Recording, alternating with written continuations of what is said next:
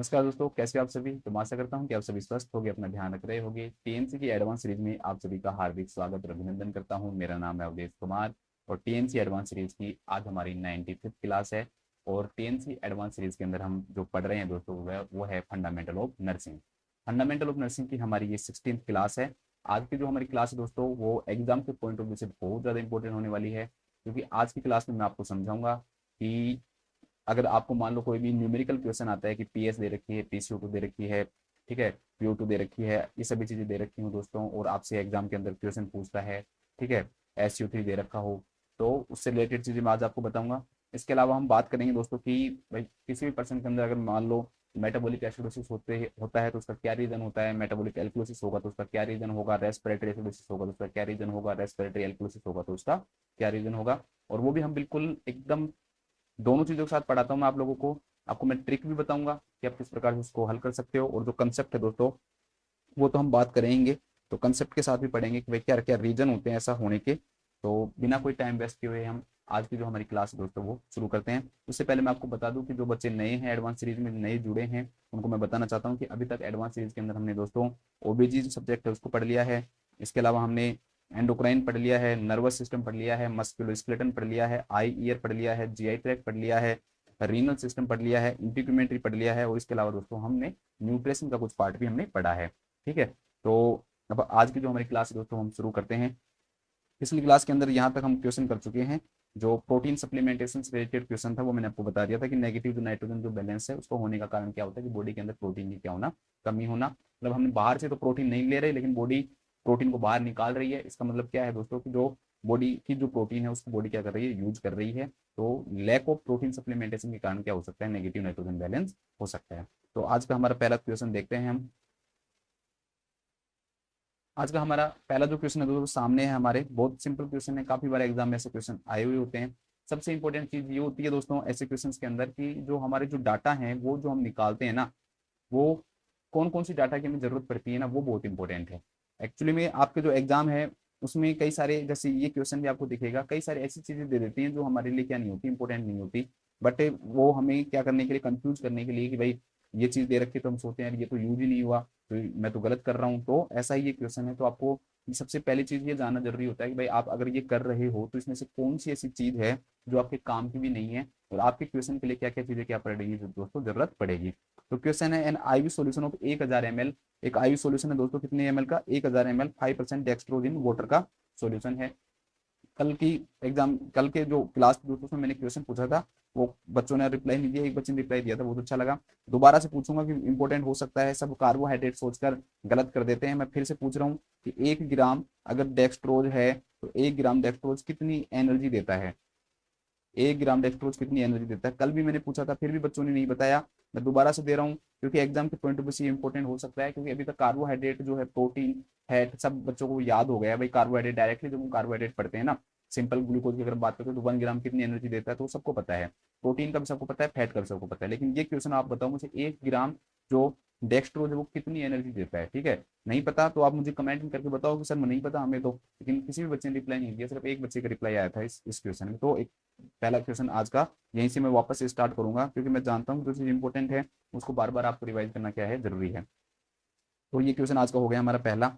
अब हम बात करते हैं दोस्तों की एक आईवी सॉल्यूशन है, 1000 ml का है, 1 लीटर सॉल्यूशन है, 5% एक्सक्लूजिन वाटर है सॉल्यूशन। हम किसी भी पेशेंट को 5% एक्सक्लूजिन वाटर दे रहे हैं। Is to be infused at 125 ml per hour. जो रेट जो है ना दोस्तों वो कितनी है, 125 ml पर आवर के अकॉर्डिंग हम दे रहे हैं, मतलब कि 1 घंटे के अंदर 125 ml जाना चाहिए। To correct a client's fluid imbalance. जो क्लाइंट है दोस्तों उसका जो फ्लूइड इम्बेलेंस उसको क्या कर रहे हैं हम, करेक्ट करने के लिए। सिंपल सी बात तो ये है, वैसे इस क्वेश्चन से कोई लेना देना नहीं है, लेकिन बट मैं बता रहा हूँ दोस्तों, ज्यादातर अगर जो बॉडी है उसमें बैलेंस करने के लिए ना रेट जो है वो 100 ml पर आवर तक रखी जाती है। अगर उससे ज्यादा रेट है तो ये इस चीज को डिफाइन करता है कि हो सकता है कि जो दोस्तों बॉडी है उसके अंदर क्या हो रखा होगा, फ्लूइड वॉल्यूम डेफिसिट हो रखा होगा। तो फ्लूइड वॉल्यूम जो डेफिसिट है उस कंडीशन के अंदर हम जो रेट है वो 100 ml पर आवर से क्या देते हैं, ज्यादा देते हैं। नेक्स्ट जो क्वेश्चन है, नेक्स्ट जो लाइन दोस्तों उसमें क्या देता है, इंफ्यूजन सेट डिलीवर्स 15 ड्रॉप्स पर एमएल। जो इन्फ्यूजन सेट आते हैं ना दोस्तों, जिसको आप ड्रिप फैक्टर के नाम से भी जानते हो, तो कई क्वेश्चन में तो ड्रिप फैक्टर लिखा हुआ भी नहीं होता, लेकिन यहाँ पर इन्होंने लिख रखा है कि ड्रिप फैक्टर, ड्रिप फैक्टर। जो ड्रिप जो फैक्टर है दोस्तों वो यहाँ पर दे रखा है इन्होंने, ड्रिप फैक्टर जो है वो कितना दे रखा है, 15 ड्रॉप पर मिनट दे रखा है। कई बार ऐसे भी ड्रिप फैक्टर्स होते हैं दोस्तों जिनके अंदर क्या होता है 20 ड्रॉप्स पर ml होती है, कईयों में 20 ड्रॉप्स पर ml होती है, कुछ किसी के अंदर 15 ड्रॉप्स पर ml होती है। पीडियाट्रिक जो सेट होता है उसके अंदर 60 ड्रॉप्स पर ml भी होती है, पर मिनट बोल रहा हूँ, पर ml 60 ड्रॉप्स पर ml तक भी होती है। तो ये अगर क्वेश्चन एग्जाम में दे रखा है तो ठीक है, और अगर नहीं दे रखा है दोस्तों तो आप फिर किसको मानोगे, 15 ड्रॉप से पर ml को ही मानोगे कि 1 ml के अंदर कितनी ड्रॉप बनती है, 15 ड्रॉप 1 ml के अंदर बनती है।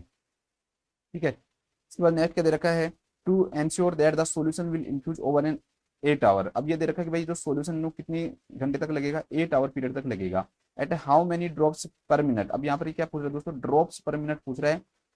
Should the nurse set the rate of flow, भाई एक, अब आपको बता रखा है भाई इतनी इस रेट से देना है, 125 ml/आवर के अकॉर्डिंग देना है। ठीक है, और 1000 ml फ्लूइड देना है। तो आपको सिंपल सा उसने बस ये क्वेश्चन पूछा है कि भाई इसके अंदर 1 मिनट के अंदर आप कितनी ड्रॉप दोगे, क्योंकि दोस्तों वैसे 125 ml/आवर है, तो आप ऐसे थोड़ी करोगे भाई कितना चला गया। आप जब आईवी सेट को स्टार्ट करोगे तो वो तो आप ड्रॉप से अकॉर्डिंग करोगे ना। तो भाई 1 मिनट के अंदर आप कितनी ड्रॉप क्या करोगे, सेट करोगे, ये इस क्वेश्चन में क्या है दोस्तों पूछा गया है। तो जीटीटी मतलब ड्रॉप पर मिनट, कितनी ड्रॉप पर मिनट करोगे। मेरे को लगता है कि जो भी बच्चे अगर प्रिपरेशन कर रहे हैं ना, शायद ही कोई बच्चा होगा जिसको ये क्वेश्चन नहीं आता होगा। सबको पता है दोस्तों इसका फॉर्मूला जो होता है वो क्या होता है, ml। ठीक है, ml मतलब कि जितना जो फ्लूइड जो हमें देना है वो क्या हो गया, फ्लूइड वॉल्यूम हो गई, तो वो ml के अंदर हो गई, इनटू ड्रिप फैक्टर। तो ड्रिप फैक्टर यहाँ तो हमें दे भी रखा है कितना है, 15 ड्रॉप्स पर ml है। ड्रिप फैक्टर कितना है दोस्तों, 15 ड्रॉप्स पर ml है। तो ml into drip factor, drip factor, drip factor, इसके बाद अपॉन टाइम, जितना टाइम कितने टाइम में देना है, तो 8 आवर्स में देना है। अब ये हावर में दे रखा है, हम इसे किस में चेंज करेंगे दोस्तों, मिनट में चेंज करेंगे। क्वेश्चन में किस में पूछा है, इसने मिनट में पूछा, तो हम इसमें किस में निकालेंगे, इसको मिनट में निकालेंगे। बस ये फॉर्मूला लगा दो आंसर। अब जो जो चीजें हमारी जरूरत की है ना वही हम इसमें डालेंगे, बाकी की जो चीजें हमारे काम की नहीं है तो वो हमें कंफ्यूज करने के लिए उसने दे रखा होगा। ml मतलब दोस्तों कितना ml देना है हमें, तो टोटल हमें देना है 1000 ml। तो ये लो 1000 ml। इसके बाद में थोड़ा सा इधर लिखता हूँ, 1000 ml into drip factor. Drip factor आपको कितना दे रखा है दोस्तों, 15, तो 15 लिख लो। अपॉन टाइम, टाइम कितने घंटे में देना है, 8 आवर्स में।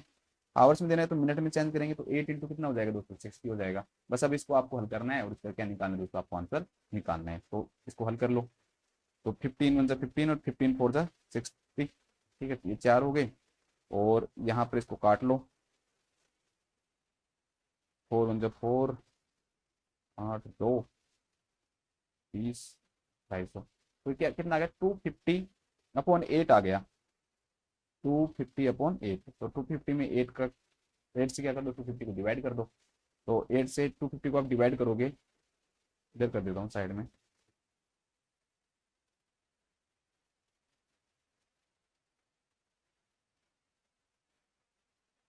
तो 250 को जब 8 से आप क्या करोगे, डिवाइड करोगे, 8 24 हो गए, एक बचा बता दिए 0, और 8 एकम 8, 8 दूनी 16, 8 एकम 8, 16 में तो जाना नहीं है ना, तो बच गए 2। ठीक है, 2 बच गए, तो लगा दो यहाँ पे पॉइंट, बता दिए 0, 8 दूनी 16, बचे कितने 4, और 0 लगा दिया, 8 दूनी 24। तो 31.25 ड्रॉप आ गई। तो लगभग कितनी ड्रॉप हो गई दोस्तों, ये 31 ड्रॉप दोगे आप, लगभग 31 ड्रॉप पर मिनट दोगे। देखो ऐसे क्वेश्चन में पॉइंट के बाद की जो वैल्यू है ना उसमें आपको ध्यान रखना होता है कि जैसे 0.5 से ज्यादा दे रखी है ना, जैसे ये आ जाता 31.6 आ जाता, तो आप इसको 32 भी कर सकते थे। ठीक है, और ये अगर 5 से कम आता है, जैसे 31.4, 31.3, 31.2 और ये आता है, तो फिर आप इसको किसमें मानोगे, इससे पहले वाली वैल्यू में मानोगे, तो ये 31 हो जाएगा। तो इस प्रकार से 31.25 दे रखा है, तो फिर इसको हम कितनी मान लेंगे, 31 ड्रॉप पर मिनट मानेंगे। ठीक है, तो इसका लिख लो, कितनी ड्रॉप दो गया, 31 ड्रॉप पर मिनट क्या करोगे दोस्तों आप प्रोवाइड। अब इसमें लिखने की तो क्या चीज़ है, बस एक फॉर्मूला ही लिख लो। ठीक है, ये फॉर्मूला ऐसे कैसे लिख लो,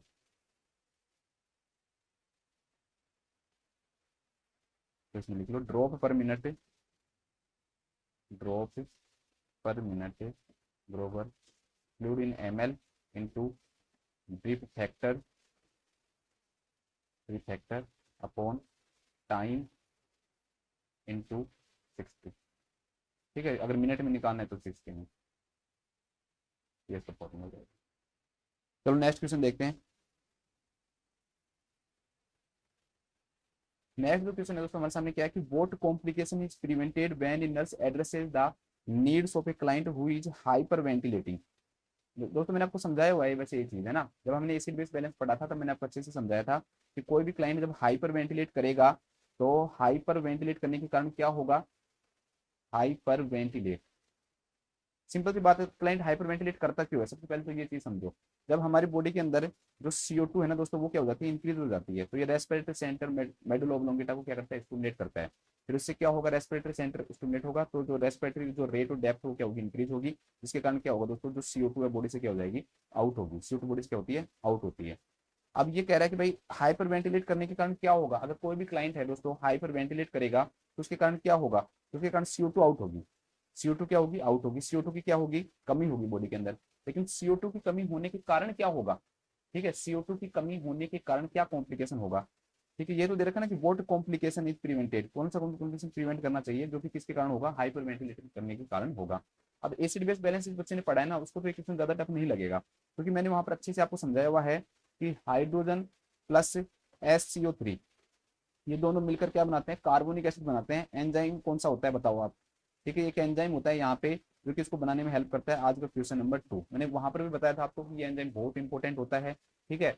आपको हो सकता है कि किसी एग्जाम में क्वेश्चन पूछ ले तो आपको ध्यान रखना है कि मुझे ये बताना है कि यहाँ पर कौन से एंजाइम की जरूरत पड़ेगी। अब ये H2CO3 जो है ना दोस्तों ये किस में कन्वर्ट होगा, H2O में और प्लस CO2 में। और रेस्पिरेटरी मैकेनिज्म के द्वारा ये जो CO2 है दोस्तों ये बॉडी से क्या हो जाएगी, आउट हो जाएगी। अब सिंपल सी बात ये है कि बॉडी के अंदर मान लो दोस्तों CO2 की क्या हो रही है, CO2 आउट हो रही है।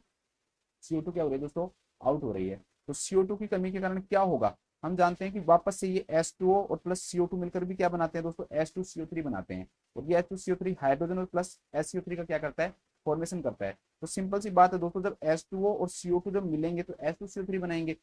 जब CO2 ही नहीं रहेगी तो ये H2CO3 कैसे बनेगा, ये H2CO3 तो नहीं बनेगा ना, ये क्या है, कार्बोनिक एसिड है। तो कार्बोनिक एसिड की बॉडी के अंदर क्या हो जाएगी दोस्तों, कमी हो जाएगी। कार्बोनिक एसिड की बॉडी में क्या हो जाएगी, कमी हो जाएगी। उसका रीजन क्या है, क्योंकि CO2 अवेलेबल नहीं रहेगा। मैंने वहां पर भी आपको समझाया था कि ये जो मैकेनिज्म है, ये जो रिएक्शन है ये रिवर्सिबल होती है, मतलब दोनों तरफ चलती है। हाइड्रोजन प्लस SO3 से H2CO3 बनता है, H2CO3 से H2O प्लस CO2 बनता है।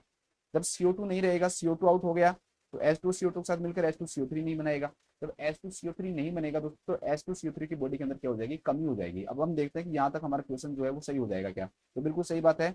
कार्बोनिक जो एसिड है दोस्तों उसके अंदर क्या मिलेगी, हमें बॉडी के अंदर कमी मिलेगी। तो इस क्वेश्चन का जो राइट आंसर जो होगा दोस्तों वो क्या होगा कि हाइपर वेंटिलेट करने के कारण बॉडी के अंदर CO2 की कमी हो जाती है। और CO2 की कमी होने के कारण कार्बोनिक जो एसिड है दोस्तों उसकी क्या देखने को मिलती है, बॉडी के अंदर डेफिशिएंसी देखने को मिलती है। उसके कारण बॉडी के अंदर CO2 की जो कार्बनिक एसिड की क्या देखने को मिलती है, डेफिशिएंसी देखने को मिलती है। पहला जो ऑप्शन दे रखा है कि भाई कार्डियक अरेस्ट, तो डायरेक्टली कोई कार्डियक अरेस्ट से कोई इसका लेना देना नहीं है, ठीक है, कि कोई ऐसी कोई चीज नहीं दे रखी है हमें कि हम बता सके कि इसके द्वारा भाई इस पर्सन को क्या होगा, कार्डियक अरेस्ट होगा, तो बिल्कुल गलत है।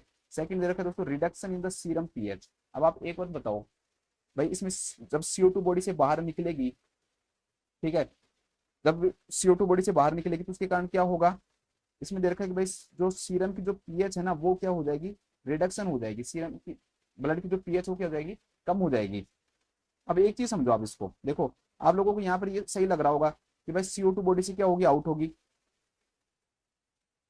CO2 बॉडी से आउट होगा तो उसके कारण क्या होगा, आप सोच रहे हो कि भाई हाइड्रोजन जो आयन है उनको क्या करेगा, रिमूव करेगा। लेकिन यहाँ पर है ना क्वेश्चन जो पूछा गया है ना दोस्तों वो कॉम्प्लिकेशन से रिलेटेड पूछा गया है कि भाई हाइपर वेंटिलेट करने के बाद क्या होगा, हाइपर वेंटिलेट करने के बाद कौन सी कंडीशन देखने को मिलेगी, यहाँ पर इससे रिलेटेड क्वेश्चन पूछा गया है दोस्तों, ये चीज ध्यान रखना। तो हाइपर वेंटिलेट करने के बाद में जब CO2 है दोस्तों वो बॉडी से क्या हो जाएगी, आउट हो जाएगी। CO2 के बॉडी से आउट होने के कारण क्या होगा, एसिड बॉडी से क्या हो गया, आउट हो गया। एसिड बॉडी से जब आउट होता है दोस्तों तो एल्कोलिसिस होती है या एसिडोसिस होती है, तो आपको सिंपल बताया भाई CO2 के आउट होने के कारण एसिड बॉडी से बाहर चला गया। एक्चुअली में जो हाइड्रोजन जो आयन है वो बॉडी से क्या चले गए दोस्तों, बाहर चले गए, ठीक है। एसिड के आउट लिखा हुआ है मैंने यहाँ पे, बस लिख देता हूँ। CO2 आउट होगा तो मतलब क्या आउट हो गए दोस्तों, एसिड आउट हो गए। अब एसिड के आउट होने का मतलब क्या है दोस्तों, कि एसिड बाहर चले गए क्योंकि हाइड्रोजन आयन बाहर चला गया ना। अब हाइड्रोजन आयन जब बाहर चले जाएंगे तो जो पीएच है दोस्तों वो कम होगी या बढ़ेगी, तो सिंपल सी बात है दोस्तों, जो पीएच है ना इसके बाद में क्या होती है, इंक्रीज होती है। तो CO2 के आउट होने के बाद में पीएच क्या होती है, आउट होती है। लेकिन CO2 के आउट होने का रीजन क्या होता है दोस्तों, सीरम पीएच का कम होना या एसिडोसिस, क्योंकि एसिडोसिस की जब कंडीशन होती है, हाइड्रोजन आयन जब बढ़ते हैं ठीक है। तो उस हाइड्रोजन आयन के बढ़ने के कारण उसको बॉडी से बाहर निकालने के लिए क्या होता है, CO2 बॉडी से आउट होती है। लेकिन CO2 के आउट होने के कारण हाइड्रोजन आयन बाहर गए, और हाइड्रोजन आयन बाहर गए तो मतलब एसिड बाहर गया, एसिड बाहर गया तो मतलब क्या होगी दोस्तों, पीएच जो है वो क्या होगी, इंक्रीज होगी, एल्कलाइन पीएच बन जाएगी। तो यहाँ पर रिडक्शन की जगह क्या होगा दोस्तों, इंक्रीज होगी, पीएच क्या होगी, इंक्रीज होगी। नेक्स्ट देखा excess oxygen saturation, oxygen saturation कोई एक्सेस नहीं होती है, नॉर्मल जो सेचुरेशन है उससे ज्यादा कुछ नहीं हो सकता। तो नॉर्मल जो सेचुरेशन दोस्तों ऑक्सीजन की जो 95 से क्या रहती है, 100% होती है। मोस्ट बुक में 95 से 98 लिखी हुई है, लेकिन आप 95 को क्या याद रखो, 100 रखो, इससे कोई ज्यादा नहीं होगी, इससे कोई फर्क नहीं पड़ेगा। तो इस क्वेश्चन का राइट जो आंसर होगा दोस्तों क्या होगा, कार्बोनिक एसिड डेफिसिट होगा। फिर इसके कारण क्या होगा दोस्तों, कार्बोनिक जो एसिड है वो क्या हो जाएगा दोस्तों, डेफिसिट हो जाएगा। ठीक है, कार्बोनिक एसिड क्या हो जाएगा दोस्तों, डेफिसिट हो जाएगा। ठीक है, अब हम देखते हैं एक बार, इसको मैं लिख लेते हैं।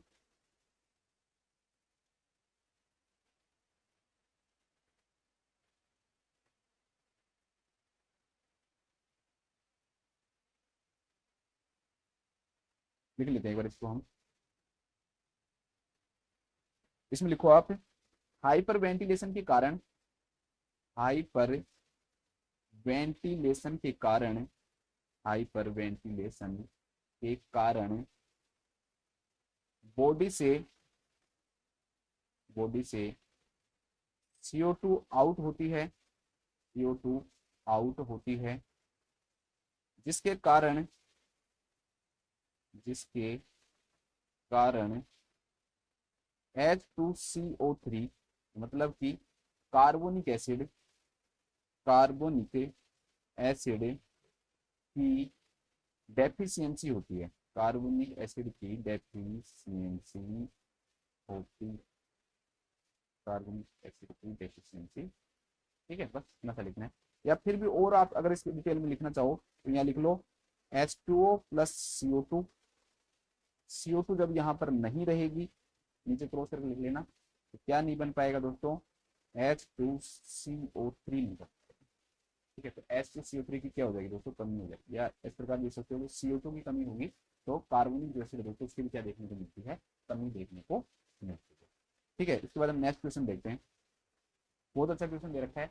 इस क्वेश्चन के ऊपर सबसे पहले तो ये जो इमेज है ना, इसको देखना होता है कि भाई इस इमेज के अंदर कितना दे रखा है।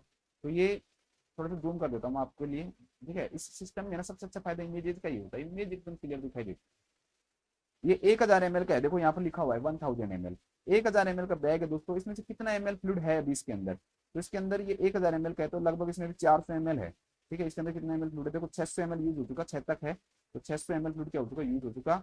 अभी इसके अंदर कितना ml फ्लूइड बचा है दोस्तों, 400 ml फ्लूइड बचा है, और 600 ml जो फ्लूइड है दोस्तों वो क्या हो चुका है, यूज हो चुका है। इस बैग से तो हमें ये समझ में आया अभी तक हमें। अब हम क्वेश्चन पे आते हैं वापस से, क्वेश्चन क्या कह रहे हैं उस पे आते हैं। ठीक है, क्वेश्चन देखो आप, क्वेश्चन दे रखा है दोस्तों कि देयर वाज 200 ml, थोड़ा सा वो कर देता हूँ ताकि आप देखें। There was 200 ml fluid left in client's IV bag when in earth started the shift. ठीक है, आप मान लो ड्यूटी पे आए दोस्तों, आपकी है मॉर्निंग ड्यूटी, 8 बजे से आपकी ड्यूटी स्टार्ट होगी मॉर्निंग, और 2 बजे तक रहती है। इवनिंग ड्यूटी 2 बजे से 8 बजे तक होती है, और नाइट ड्यूटी 8 से 8 तक होती है। आप आए, आप ड्यूटी पे, तो आपने क्या देखा कि भाई एक बैग लटका हुआ था, पहले से किसी पेशेंट के आईवी फ्लूइड लगा हुआ था, और वो जो आईवी फ्लूइड लगा हुआ था ना वो कितने एमएल का था, 200 ml उसमें बच रहा था। आप आए तब आपने क्या देखा, 200 ml फ्लूइड उसमें बचा हुआ था। एक client's IV when in earth started the shift when there was 50 ml left in the bag, जब इस बैग के अंदर 50 ml बचा, आप आए, आपने 200 ml देखा, फिर उसके बाद में आप थोड़ी देर वो फ्लूइड गया, फिर आपने उसमें 50 ml बचा, तो कितना गया फ्लूइड, 150 ml गया। The nurse hang a new IV bag, मतलब उसने उस 50 ml का यूज नहीं किया, सिंपल सी बात है, यूज नहीं किया। A new IV bag hang कर दिया, जिसके अंदर नया लगा दिया, कितना 1000 ml का नया बैग लगा दिया, और बाकी का जो 50 ml बचा था उसको क्या कर दिया, उसने डिस्कार्ड कर दिया। देखो सिंपल सी बात, आप फ्लूइड पे आए, आपने देखा फ्लूइड टंगा हुआ है, फ्लूइड टंगे हुए को देखा, तो आपने क्या देखा कि भाई वो जो फ्लूइड टंगा हुआ है उस फ्लूइड के अंदर कितना ml बच रहा था, 200 ml। आपने 150 ml जाने दिया, 50 ml को आपने क्या कर दिया दोस्तों, फेंक दिया, डिस्कार्ड कर दिया। फिर आपने एक नया बैग लगा दिया, नया बैग जो लगाया वो कितने ml का लगा दिया, आपने 1000 ml का लगा दिया फ्रॉम द प्रीवियस बैग। ठीक है, वो डिस्कार्ड कर दिया 50 ml को पिछले बैग से। The client received 2 IV piggy bag, piggy bag जो होते हैं छोटे छोटे होते हैं, तो ये लगा दिए कितने ml के, during the shift etch contents 100 ml, 100 ml की दो बैग लगा दी। जब दो लाइन जोड़नी होती है, मैंने आपको समझाया था प्राइमरी और सेकेंडरी लाइन, तो सेकेंडरी जो लाइन होती है दो फ्लूइड को जब हम कनेक्ट कर देते हैं, तो जो सेकंड जो फ्लूइड होता है दोस्तों, सेकंड जो लाइन होती है वो आईवी फ्लूइड होता है, ठीक है। उसमें उसने दो फ्लूइड और लगाए साथ में अपनी ड्यूटी के दौरान, आईवी की बैग के दो फ्लूइड लगाए, तो वो कितने एमएल के थे दोस्तों, 100 ml के थे। At the end of the shift the nurse looks at the IV to document the client's IV fluid intake for the shift, ठीक है। उसके बाद जैसे ही शिफ्ट खत्म होने लगी तो नर्स ने क्या देखा, उस फ्लूइड को देखा, ये वाला फ्लूइड जो यहाँ पर ये जो इमेज दे रखी है इसको देखा, तो इसमें दिख रहा है कि भाई 600 ml चला गया, तो मतलब कि जो नर्स ने 1000 ml लगाया था ना, उस 1000 ml में से भी कितना चला गया दोस्तों, 600 ml चला गया, ठीक है। ये वो देख रही है यहाँ पर, इसमें ये फ्लूइड देखा। How many MLs of IV fluid did the client receive during the IV shift, sorry during the shift, जब क्लाइंट जो शिफ्ट हुई, आपने जो ड्यूटी हुई, जब ड्यूटी के दौरान आपने कितना फ्लूइड लगाया, ये इस क्वेश्चन में पूछा है। Refer to the illustration below, ये जो इमेज दे रखी है ना इसके ऊपर आप क्या करो, फोकस करो, record your answer as a whole number, ठीक है। और जो आंसर पूरा नंबर आना चाहिए, ऐसा नहीं है कि आप लिख रहे हो 200.325 ml, ऐसे नहीं, पूरा मतलब 200 है तो 200, 205 है तो 205, पॉइंट के आगे कुछ नहीं लगाना, मतलब ये कहना चाह रहा है। अब हम जितना भी फ्लूइड जो दिया है ना हमने दोस्तों, सारा हम एक बार लिख लेते हैं कि भाई हमने कितना कितना फ्लूइड दिया है। सबसे पहले हमने देखा कि भाई 200 ml बच रहा था, लेकिन उसमें से इसने 50 ml क्या कर दिया दोस्तों, डिस्कार्ड कर दिया, ये देखा। तो स्टार्टिंग में हमने जो प्रीवियस जो बैग था, ठीक है, प्रीवियस जो बैग था उसमें से हमें कितना लगा दिया, 50 ml लगा दिया। प्रीवियस जो बैग है उसमें से हमने कितना लगा दिया दोस्तों, 50 ml लगा दिया। प्रीवियस बैग में से हमने कितना ml लगा दिया, 50 ml लगा दिया। चलो नेक्स्ट, फिर उसने 1000 ml लगाया, लेकिन 1000 ml में से दोस्तों 600 ml ही यूज हुआ, और ये 400 ml इसने क्या कर दिया, मतलब 400 ml बच गया, मतलब उसकी शिफ्ट में नहीं लगा ना, वो उसने बैग को चेक किया तो देखा 600 ml यूज हो गया। तो जो उसने खुद आईवी बैग लगाया उसमें से कितना ml यूज हुआ दोस्तों, 600 ml यूज हो गया। नेक्स्ट क्या दे रखा है भाई, दो आईवी पिगी बैग लगाए इसने, आईवी पिगी बैग लगाए दो, कितने कितने एमएल के दोस्तों, 100 ml के, तो 200 ml के लगाए तो कितने एमएल हो गए दोस्तों, 200 ml लगाया। इसके अलावा कुछ लगाया नहीं, कुछ ही नहीं दे रखा, इसको टोटल कर दो। तो और भी है क्या कुछ, 50 ml, हाँ ये 150 ml आएगा यार, मैंने इसमें 50 ml, 50 ml को तो डिस्कार्ड किया था ना, ठीक है, 50 ml डिस्कार्ड किया और 150 ml लगाया। 200 ml था, 50 ml को डिस्कार्ड कर दिया और 150 ml इसमें यूज कर लिया, 50 लिख दिया गलती से, सॉरी 150 ml। तो 150 ml ये हो गया, 600 ml ये हो गया, 200 ml ये हो गया, कितना हो गया, 600, 200, 800 और 950 ml। तो टोटल जो फ्लूइड उसने लगाया दोस्तों वो कितना लगाया, 950 ml लगाया। बस इस क्वेश्चन में यही पूछा कि कितना फ्लूइड लगाया, तो 950 ml फ्लूइड लगाया। वैसे भी हमारे पॉइंट में आंसर आया भी नहीं, किसी निकालने की क्या जरूरत है, तो इस क्वेश्चन का राइट आंसर क्या हो जाएगा दोस्तों, 950 ml। इसमें तो कुछ लिखाने का है नहीं कि मैं आपको कुछ एक्सप्लेनेशन लिखाऊं, तो एक्सप्लेनेशन को हम छोड़ सकते हैं। अब हमारा आज का सबसे इंपॉर्टेंट जो पार्ट है दोस्तों वो क्या होता है, स्टार्ट होता है आज की क्लास का। ये बहुत इंपॉर्टेंट है, आपके एग्जाम के पॉइंट ऑफ व्यू से भी आप देखोगे ये बहुत ज्यादा इंपॉर्टेंट क्वेश्चन है। बहुत सारे क्वेश्चन दोस्तों इससे रिलेटेड आपके हर बार एग्जाम में क्या पूछे जाते हैं। तो एक एक करके हम दोस्तों सारे जो क्वेश्चन इनको देखेंगे कि अगर आपको मान लो पीएस दे रखी हो, ये दे रखा हो, तो क्या क्या कंडीशन बनती है, तो उन सबको हमें क्या करना है दोस्तों, देखना है। अब देखो यहाँ पर मैं आपको एबीसी एनालिसिस पढ़ाऊंगा कि अगर आपके पास एक एबीसी रिपोर्ट हो तो आप उसको किस प्रकार से क्या करोगे दोस्तों, एनालाइज करोगे। An arterial blood gas report indicates the client pH is 7.25।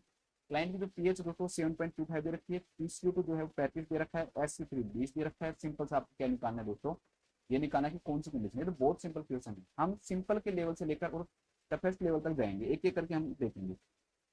मतलब हमें इसमें चार चीजें पढ़नी है। अगर मैं पेज जोड़ लेता हूँ 5-7 ताकि बार बार,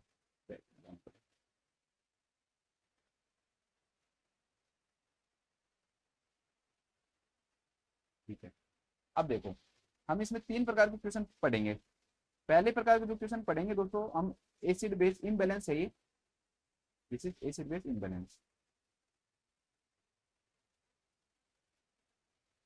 acid base imbalance, acid base imbalance.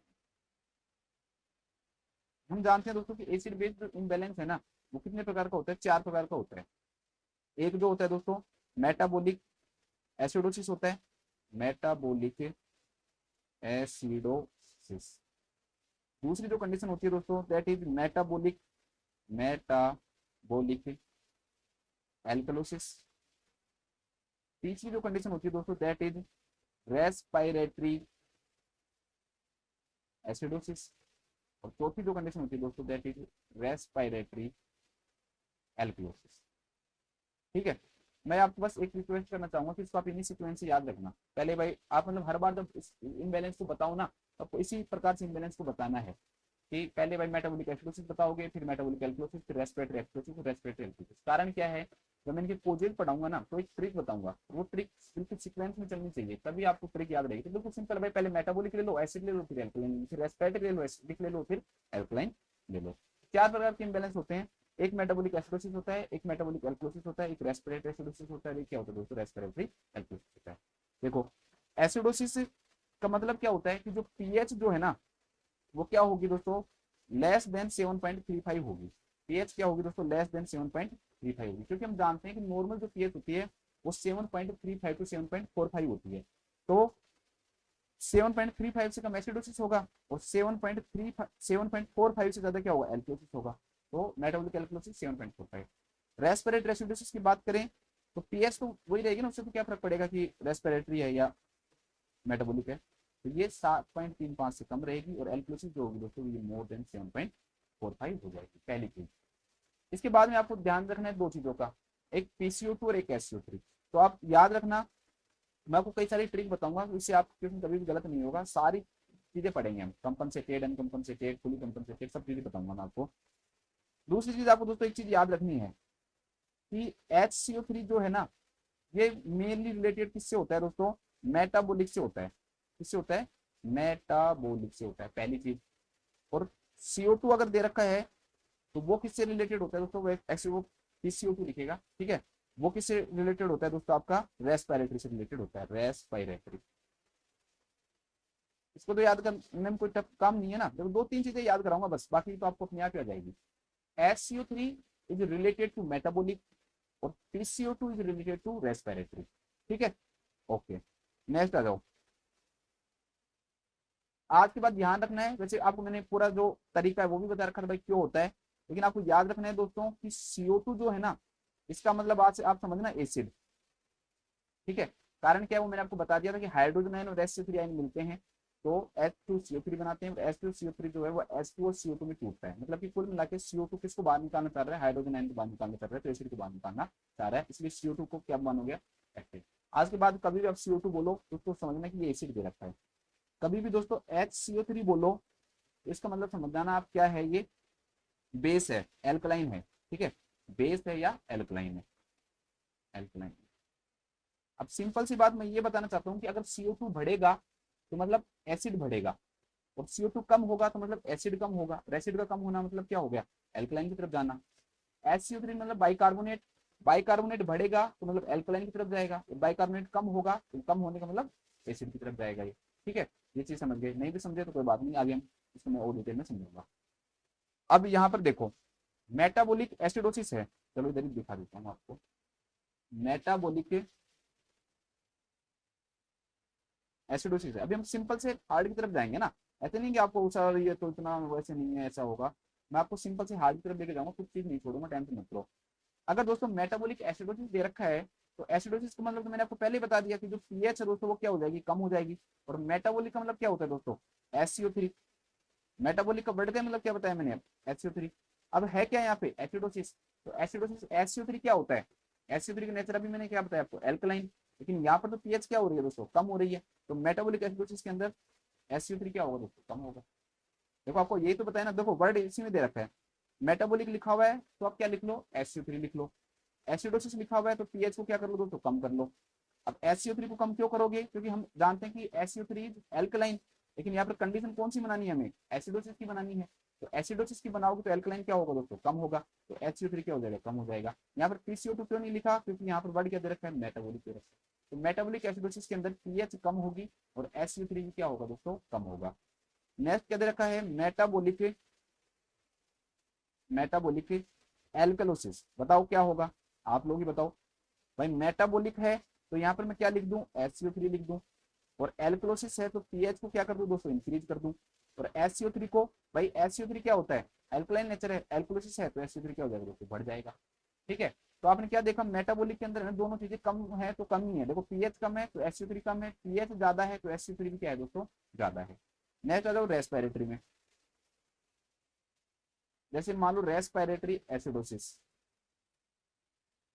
ठीक है, आप सिंपल सिंपल सुनते जाओ, अभी मत रटो मत कोई भी चीज, अभी मत रटना कुछ भी, क्योंकि जब मैं आपको जब क्वेश्चन करवाऊंगा ना, तब ये सारी चीजें इनका कोई लेना देना ही नहीं रहेगा, आप कहोगे इन सारी ये तो वैसे ही याद है हमें। तो पहली बात है रेस्पिरेटरी, तो रेस्पिरेटरी का मतलब दोस्तों किससे लोगे आप, PCO2 लिख लो।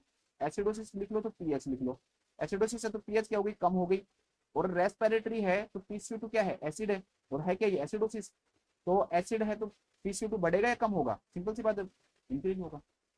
इसके बाद है रेस्पिरेटरी एल्कोलिसिस। रेस्पिरेटरी एल्केलो, पहला वर्ड क्या है रेस्पिरेटरी, तो PCO2 लिख लो। दूसरा वर्ड क्या है एल्कोलोसिस, तो पीएच बढ़ा दो। अब दूसरा एल्कोलोसिस है तो पीएच, PCO2 को बढ़ाओगे या कम करोगे, तो हम जानते हैं कि PCO2 क्या होता है दोस्तों, PCO2 एसिड, और यहाँ पर एल्कोलोसिस करना है तो PCO2 को हमें क्या करना पड़ेगा दोस्तों, कम करना पड़ेगा। तो आपने एक चीज देखी, रेस्पिरेटरी के अंदर दोनों चीजें क्या हो रही है दोस्तों, ऑपोजिट हो रही है। ये कम हो रही है तो ये बढ़ रहा है, तो ये बढ़ रहा है तो ये क्या हो रहा है, कम हो रहा है। जबकि मेटाबॉलिक के अंदर क्या होता है, ये भी कम हो रहा है तो ये भी कम हो रहा है, तो ये बढ़ रहा है तो ये बढ़ रहा है। इसकी एक ट्रिक भी होती है, याद रखना चाहो तो रख लो, नहीं याद रखोगे तो कोई काम का नहीं आएगा, क्योंकि जो मैं क्वेश्चन कराऊंगा ना वो मैं एक ऐसी ट्रिक से कराऊंगा जिससे सारे क्वेश्चन तो सोल्व होंगे ही, न कोई ट्रिक की आपको जरूरत पड़ेगी। लेकिन फिर भी कुछ बच्चे पुरानी ट्रिक पढ़ के रखते हैं, तो उनके लिए ये ट्रिक है। रेस्पिरेटरी के अंदर ऑपोजिट होता है दोनों चीजें, मतलब कि पीएच कम, ठीक है, तो नेक्स्ट चीज बढ़ेगी। तो मेटाबॉलिक के अंदर दोनों चीजें क्या होती है दोस्तों, इक्वल होती है। पीएच कम तो PCO2 बढ़ेगी, पीएच ज्यादा तो PCO2 क्या होगी दोस्तों, डिक्रीज होगी। तो ये तो हो गया आपका सिंपल, सिंपल वे हो गया। अब हम तीन प्रकार की चीजें पढ़ेंगे। तीन प्रकार के क्वेश्चंस आते हैं दोस्तों एग्जाम के अंदर। एग्जाम के अंदर तीन प्रकार के क्या आते हैं दोस्तों, क्वेश्चंस आते हैं। पहला जो क्वेश्चन आता है दोस्तों एग्जाम के अंदर, वो पूछा जाता है सिंपल, मतलब जिसके अंदर कोई कंपनसेशन नहीं है, कुछ नहीं है, तो वैसे लिखा हुआ नहीं रहता है, बहुत ही कम क्वेश्चन होते हैं लिखा हुआ होता है, तो बस सीधा लिख लेना। उसमें क्या होगा, अनकंपनसेटेड मैकेनिज्म होगी उसमें, मतलब कोई कंपनसेशन नहीं हो रहा। कंपनसेशन क्या होता है वो मैं आपको भी समझाऊंगा। इसके बाद दूसरा आता है दोस्तों का, थोड़ा बहुत कंपनसेशन हो तो इसको बोलेंगे हम पार्शियल कंपनसेशन, तो पार्शियल कंपनसेटेड मैकेनिज्म, कंपनसेटेड। तो तीसरा जो होता है दोस्तों वो पूरा ही कंपनसेशन हो जाए, तो इसका मतलब क्या होगा दोस्तों, fully compensation, fully compensation, fully कंपन, ठीक है, आप लिख लेना इसको, कंपन, फुली कंपनसेटेड मैकेनिज्म हो जाएगी। तीन प्रकार के क्वेश्चन आते हैं, तीनों प्रकार के क्वेश्चन करेंगे। बस सिंपल सी बात ये है कि जो मैं आपको एक एक तरीका बताऊं, बहुत ही सिंपल तरीका है, मेरा खुद का तरीका है ये, मैं ऐसे ही करता हूँ, बहुत कम टाइम लेगा। न कोई फालतू चीजें पढ़नी पड़ेंगी, न कोई काम, बिना काम की चीजें आपको पढ़नी पड़ेंगी। इसमें सबसे अच्छा फायदा क्या है, ये है। अब सबसे इंपॉर्टेंट पार्ट यहाँ से स्टार्ट होता है। यहाँ तक आपको अगर कोई चीज याद नहीं है तो काम चल जाएगा, कोई दिक्कत नहीं है, क्योंकि मैं मेरी जो ट्रिक बताऊंगा ना उससे इसके बिना भी काम चल जाएगा। लेकिन यहाँ से जो पार्ट स्टार्ट होगा ना, इसके बिना काम नहीं चलेगा, ये ध्यान रखना। बस मैं आपको याद करने के लिए ना सिर्फ तीन चीजें कहूंगा दोस्तों, और कुछ भी याद नहीं करना। आपको मैं सिर्फ तीन चीजें कहूंगा याद करने के लिए। तीन चीजें आपको याद करनी है। अभी तक हमने देखा कि तीन ही चीजें हमारे सामने आई हैं, आप कहीं भी देख लो, तीन चीजों के अलावा हमारे सामने कुछ नहीं आया। देखो, क्या तो पीएच आई है, क्या PCO2 आई है, क्या SO3 आया है। यहाँ भी पीएच है, यहाँ SO3 है, यहाँ भी पीएच है, और PCO2 है। तो तीन चीजें हमारे पास आई है। क्या तो हमारे सामने पीएच आई है, क्या हमारे सामने PCO2 आया है, या हमारे सामने क्या है दोस्तों, SO3 आया है। बस इन तीनों का नॉर्मल जो लेवल है दोस्तों वो आपको पता होना चाहिए, क्योंकि नॉर्मल पता होगा तभी आपको क्या पता होगा दोस्तों, एबनॉर्मल पता होगा। पीएच जो है 7.35 से और 7.45 क्या होती है दोस्तों, नॉर्मल पीएच होती है। PCO2 जो होता है दोस्तों वो 35 से 45 mm ऑफ एच होता है, 35 से 45 mm ऑफ एच होता है। HCO3 जो होता है दोस्तों वो 22 से 27 मिली इक्विवेलेंट पर लीटर होता है, 22 से 27 मिली इक्विवेलेंट पर लीटर। बस इसको इसी प्रकार आपको याद रखना है, कोई चीज नहीं भूलनी है, ध्यान रखना। देखो पीएच के साथ PCO2 वैसे याद हो जाएगी, ये 35 और ये 45, नीचे 35 45। तो एक पीएच अगर आपको याद है तो PCO2 भी याद है, बस 22 से 27 को याद रखना है, और तो आपको कुछ याद रखनी नहीं है। हो गया एक काम, चलो ठीक है। अब कोई भी क्वेश्चन आएगा ना, इसमें आपको क्या करना है, सबसे पहले मैं आपको अनकंपनसेटेड पढ़ाऊंगा, अनकंपनसेटेड। ये चीजें मैं बता दूंगा ना कैसे पता लगेगा, क्योंकि यहाँ तो मैंने लिख दिया अनकंपनसेटेड, एग्जाम वाला लिखेगा थोड़ी एग्जामिनर आपको। लेकिन हम सिंपल से हार्ड की तरफ जा रहे हैं, तो धीरे धीरे मैं आपको उसकी तरफ लेकर जाऊंगा, तो आपको क्या चीज समझ में आ जाएगी। ठीक है, सबसे पहले अनकंपनसेटेड। अब मैं कंपनसेटेड, अनकंपनसेटेड, पार्शियल अनकंपनसेटेड थोड़ा सा समझाता हूँ, फिर मैं आपको अनकंपनसेटेड समझाता हूँ। अनकंपनसेटेड का मतलब क्या है कि कोई भी कंपनसेशन नहीं हो रहा। भाई कंपनसेशन का मतलब क्या है कि भाई दो चीजें है ना, एक दूसरे को क्या कर रही है दोस्तों, कंपनसेट कर रही है, मतलब बैलेंस करने की क्या कर रही है दोस्तों, कोशिश कर रही है। इसे हम क्या बोलेंगे, कंपनसेशन बोलेंगे। दो चीजें कौन है वो, HCO3 है और एक क्या है दोस्तों, PCO2। मतलब कि कंपनसेशन का मीनिंग क्या होता है, कंपनसेशन का मीनिंग ये होता है कि जैसे मान लो HCO3 क्या होने लगा दोस्तों, एबनॉर्मल होने लगा, तो उसको देख के PCO2 है ना, वो इसको क्या लाने की कोशिश करे दोस्तों, नॉर्मल लाने की कोशिश करे। इसको क्या लाने की कोशिश करे, PCO2, कि भाई ये HCO3 एबनॉर्मल हो रहा है तो मैं काम करूँ थोड़ा सा, मैं इसकी मदद करूँ, और मदद करके दोस्तों मैं इसको क्या लाऊं, नॉर्मल लाऊं। तो इसलिए क्या बोलेंगे हम, कंपनसेशन के नाम से जानेंगे। ठीक है, पार्शियल है फुली वो छोड़ो अभी। क्या बताया भाई, HCO3 है, ठीक है, ये अभी मैं अनकंपनसेटेड नहीं बता रहा हूँ, मैं अभी अनकंपनसेटेड मैं बताऊंगा, मैं आपको सिर्फ क्या समझा रहा हूँ भाई, कंपनसेशन का क्या मीनिंग होता है। कंपनसेशन का ये मीनिंग होता है कि भाई एक चीज एबनॉर्मल होगी, दूसरी चीज उसको बैलेंस करने की कोशिश करे। अब एक चीज से SCO3 से लेना देना नहीं है, अगर मान लो PCO2 एबनॉर्मल होने लगे तो फिर SCO3 उसको सही करने की कोशिश करे। तो एक चीज को दूसरी चीज क्या करे दोस्तों, हेल्प करे, तो उसे क्या बोलते हैं, कंपनसेशन बोलते हैं। ठीक है, जैसे मान लो किसी का हाथ कट जाता है, किसी का लॉस हो जाता है, तो एक चीज लॉस हो गया, सरकार पैसे देती है, तो पैसे देकर उसको हेल्प कर रही है, तो एक चीज का लॉस दूसरे से फायदा होना। तो वही चीज यहाँ पे है भाई, एक चीज HCO3 मान लो एबनॉर्मल हुआ तो फिर PCO2 उसको क्या करने की कोशिश करेगा, सही करने की कोशिश करेगा। PCO2 एबनॉर्मल हुआ तो HCO3 उसको क्या करने की कोशिश करेगा दोस्तों, सही करने की कोशिश करेगा। ठीक है, अब मान लो कि सही कर पाया या नहीं कर पाया, ये भी तो डिपेंड है भाई, कोशिश तो की इसने, लेकिन कर पाया या नहीं कर पाया। अगर वो सही तरह से उसको सही कर पाया, किसको दोस्तों, पीएच को ही तो करेंगे ना, ये दोनों ज्यादा कम क्यों होंगे, पीएच के लिए, पीएच को बैलेंस करने के लिए मेन काम तो पीएच बैलेंस करना ही है ना। ठीक है, पीएच को बैलेंस करने के लिए मान लो HCO3 एबनॉर्मल हुआ तो PCO2 को ठीक करेगा, पीएच को बैलेंस करने के लिए अगर PCO2 एबनॉर्मल हुआ तो फिर HCO3 को बैलेंस करने की क्या करेगा, कोशिश करेगा। तो मतलब इनका मेन फंक्शन क्या है, पीएच को बैलेंस करना। आ जाओ नेक्स्ट। नेक्स्ट क्या है दोस्तों कि भाई उसने कोशिश की बेचारे ने, सफल हो गया या नहीं हुआ। तो पहली चीज है दोस्तों कि वो सक्सेस मिल गई उसको, सफल हो गया। सफल हो गया मतलब जितना चाहिए था उसको कंपनसेशन उसने पूरा पूरा कर दिया, तो मतलब कि क्या हो गया दोस्तों, फुल्ली कंपनसेटेड हो गया। क्या हो गया, फुल्ली कंपनसेटेड हो गया। फुल्ली कंपनसेटेड का मतलब भाई पीएच को क्या लाना था, नॉर्मल लाना था, और दोनों ने मतलब एक एबनॉर्मल हुआ, दूसरे ने उसको कोशिश की, कोशिश करके उसको नॉर्मल ले आया, तो वो क्या कहलाएगा दोस्तों, फुली कंपनसेटेड। मतलब कि फुली कंपनसेटेड अगर आपको एग्जाम क्वेश्चन देगा ना, तो उसका मतलब उसमें पीएच जो है ना, वो क्या हो जाएगी दोस्तों, पीएच आपकी क्या हो जाएगी, नॉर्मल दी हुई होगी। अगर फुली कंपनसेटेड दे रखा है तो पीएच क्या हो जाएगी दोस्तों, नॉर्मल हो जाएगी। ठीक है, अभी मैं समझा दूंगा, अभी भी मुझे पता है प्रॉब्लम होगी, लेकिन जब हम क्वेश्चन करेंगे ना तब एकदम आपको माइंड खुल जाएगा एकदम से। ठीक है, शुरू शुरू में थोड़ी सी प्रॉब्लम होगी, लेकिन मैं बता रहा हूँ कि क्वेश्चन करते करते आपका माइंड में खोल दूंगा, उसकी टेंशन मत करो आप, बस अभी मेरे पे बिलीव रखो कि हाँ सर आप करवा दोगे, बस इतना बिलीव रख लेना, बहुत है आपके लिए। नेक्स्ट आ जाओ। लेकिन मान लो दोस्तों कि ये PCO2 है, ये SCO3 है, एक ये एबनॉर्मल हुआ, इसने कोशिश की नॉर्मल करने की। ठीक है, दोनों में मैंने बताया कोई भी हो सकता है, मैंने एग्जाम्पल के रूप में ले लिया कि PCO2 क्या हुआ, एबनॉर्मल हुआ, और SCO3 ने कोशिश करी नॉर्मल लाने की, लेकिन नहीं ला पाया। नहीं ला पाया का मतलब पीएच को नॉर्मल नहीं ला पाया, पीएच को नॉर्मल नहीं ला पाया, नहीं ला पाया का मतलब दोस्तों पीएच क्या हो गई, एबनॉर्मल होगी। पीएच क्या होगी दोस्तों, एबनॉर्मल होगी। पीएच क्या होगी, एबनॉर्मल। अब यहाँ पर है ना, अब मैं आपको समझाऊंगा तो ये तीनों चीजें आपको समझ में आएंगी, देखो कैसे। तीन कंडीशन है। पहली कंडीशन है दोस्तों अनकंपनसेटेड, अनकंपनसेटेड। दूसरी कंडीशन क्या है भाई, नहीं ला पाया, मतलब कि कोशिश तो की थी, तो पार्शियल कंपनसेटेड, पार्शियल कंपनसेटेड। तीसरी चीज क्या है दोस्तों, कोशिश की और सक्सेस हो गया, तो फुल्ली कंपनसेटेड, फुल्ली कंपनसेटेड।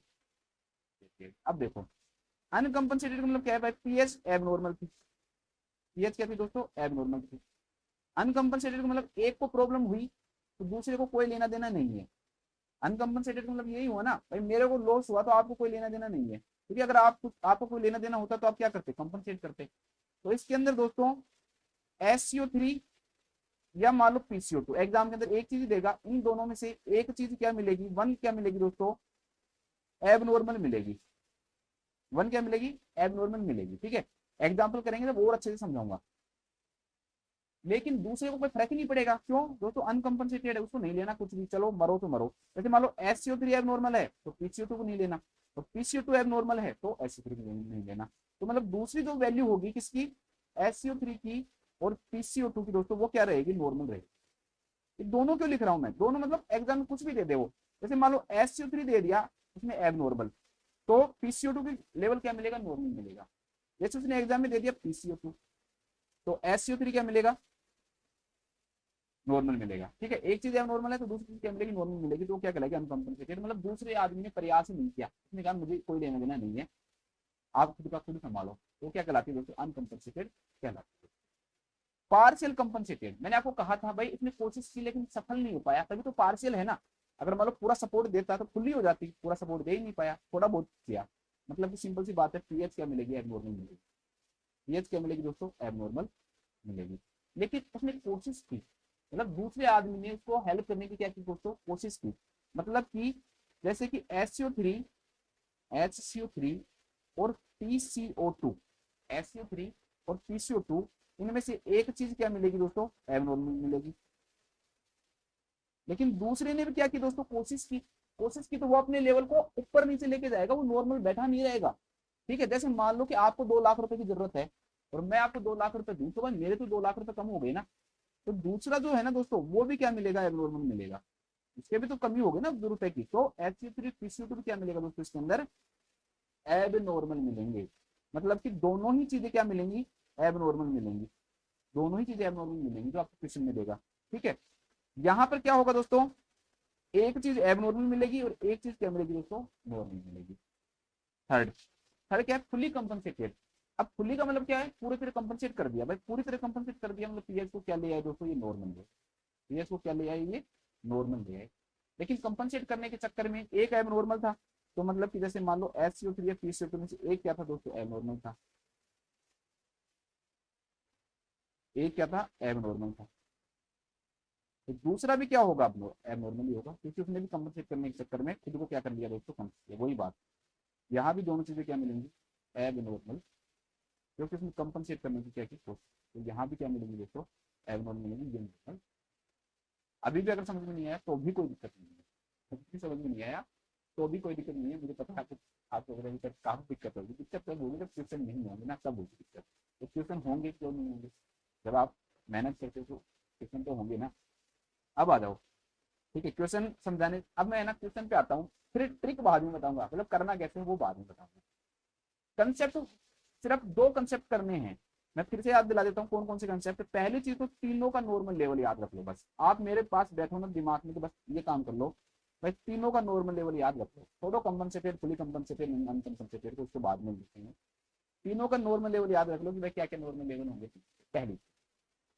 दूसरी चीज क्या कर लो दोस्तों, तीनों की नॉर्मल लेवल याद रख ली, हो गई याद, 7.3 टू 7.45, PCO2 3.5 टू 35 टू 45, और इसके बाद में SCO3 22 से 27 में लिखना है।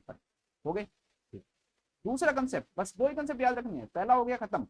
दूसरा कंसेप्ट ये याद रखना है बस मेरे दोस्तों, कि PCO2 का मतलब होता है एसिड और SCO3 का मतलब होता है बेस या अल्कलाइन। बस छोड़ो, और कुछ नहीं याद रखना, एल्केलाइन।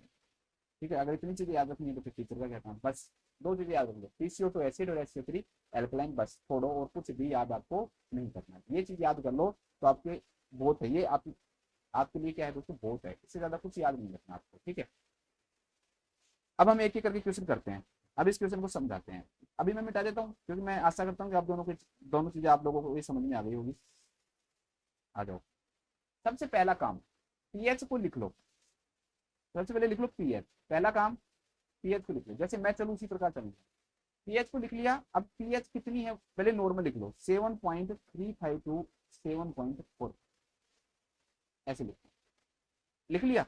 इसके बाद में जो आपको एग्जामिनर ने जो पीएच दी है ना, वो लिख लो। कितनी दी है भाई, 7.6 दी है। पीएच कितनी दी है, 7.6। अब उसके सामने ये लिख लो कि भाई एसिडोसिस हो रहा है या एल्कलोसिस हो रहा है, ज्यादा कम छोड़ो। तो भाई सिंपल सी बात है, 7.45 से ज्यादा है तो क्या है, एल्कलोसिस। लिख लो, एल लो। इसके बाद में दोस्तों इसके नीचे लगा लेना 2 एरो, एक लिख लो SCO3, एक लिख लेना PCO2। दोनों लिखने हैं भाई, दोनों लिखने हैं, दोनों लिखने हैं, लेकिन ठीक है दोनों लिखने हैं। दोनों के नॉर्मल लेवल भी लिख लो, 22 से 27 और 35 से 45। ठीक है, 22 से 27 और 35 से 45। चलो आ जाओ। अब बस मुझे ये बताओ कि एल्कोलिसिस होगा तो क्या होगा। आपके दिमाग में पहले से ही आपको रखना है, क्वेश्चन छोड़ो क्या है, यहां तक निकाल लिया ना। एल्कोलिसिस होगा तो SCO3 बढ़ेगा या कम होगा। तो आप कहोगे सर SCO3 क्या होगा, बढ़ेगा। यहाँ पर पहले लिख लो कि SCO3 क्या होना चाहिए, बढ़ना चाहिए। ठीक है, दूसरा ऑप्शन क्या है कि भाई PCO2 पे क्या फर्क पड़ेगा। तो एल्कोलिसिस होगा तो PCO2 कम होना चाहिए या ज्यादा होना चाहिए। तो भाई PCO2 जो क्या है दोस्तों, एसिड है। PCO2 क्या है, एसिड है।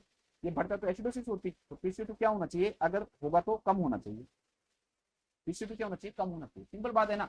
अभी आपको आंसर नहीं पता, लेकिन आपको ये पता है कि भाई एल्कोलिसिस के दो कारण होते हैं। एल्कोलिसिस कितने कारण होते हैं, दो कारण होते हैं। क्या तो एल्कोलिसिस में SCO3 बढ़ता है, या फिर एल्कोलिसिस के अंदर PCO2 क्या होती है, तो कम होती है, क्योंकि PCO2 एसिड है और यहाँ पर एल्कोलिसिस निकालना तो एसिड क्या होगा दोस्तों, कम होगा। इसके अलावा कुछ होता है नहीं। अब जो एग्जामिनर ने जो क्वेश्चन में आपको दे रखा है उसको लिख लो और डब्बे से डब्बा मैच कर दो, आंसर खुद निकल के आएगा, मैं कुछ ही नहीं करूंगा। आप खुद कहोगे सर आंसर आ गया। एग्जामिनर ने दोस्तों SCO3 कितना लिख रखा है, 25 लिख रखा है। लिख लो भाई 25, यहाँ लिख लो 25। PCO2 कितना लिख रखा है दोस्तों, 31 लिख रखा है, ये लिख लो 31। यहाँ पर 22 से 27 नॉर्मल है, 25 दे रखा है, तो मतलब यहाँ तो कुछ फर्क ही नहीं पड़ा, तो ये क्या है, नॉर्मल है। आपका डब्बा है ना वो मैच करना चाहिए। मैच का मतलब अगर ये ज्यादा है तो इधर भी ज्यादा होना चाहिए था, तो ये आंसर निकलता। यहाँ पर कम है तो ये कम होना चाहिए। अब PCO2 देखो कितना, 31। 31 क्या हुआ दोस्तों, कम हो। मतलब कि ये आपका क्या कर रहा है, मैच कर रहा है।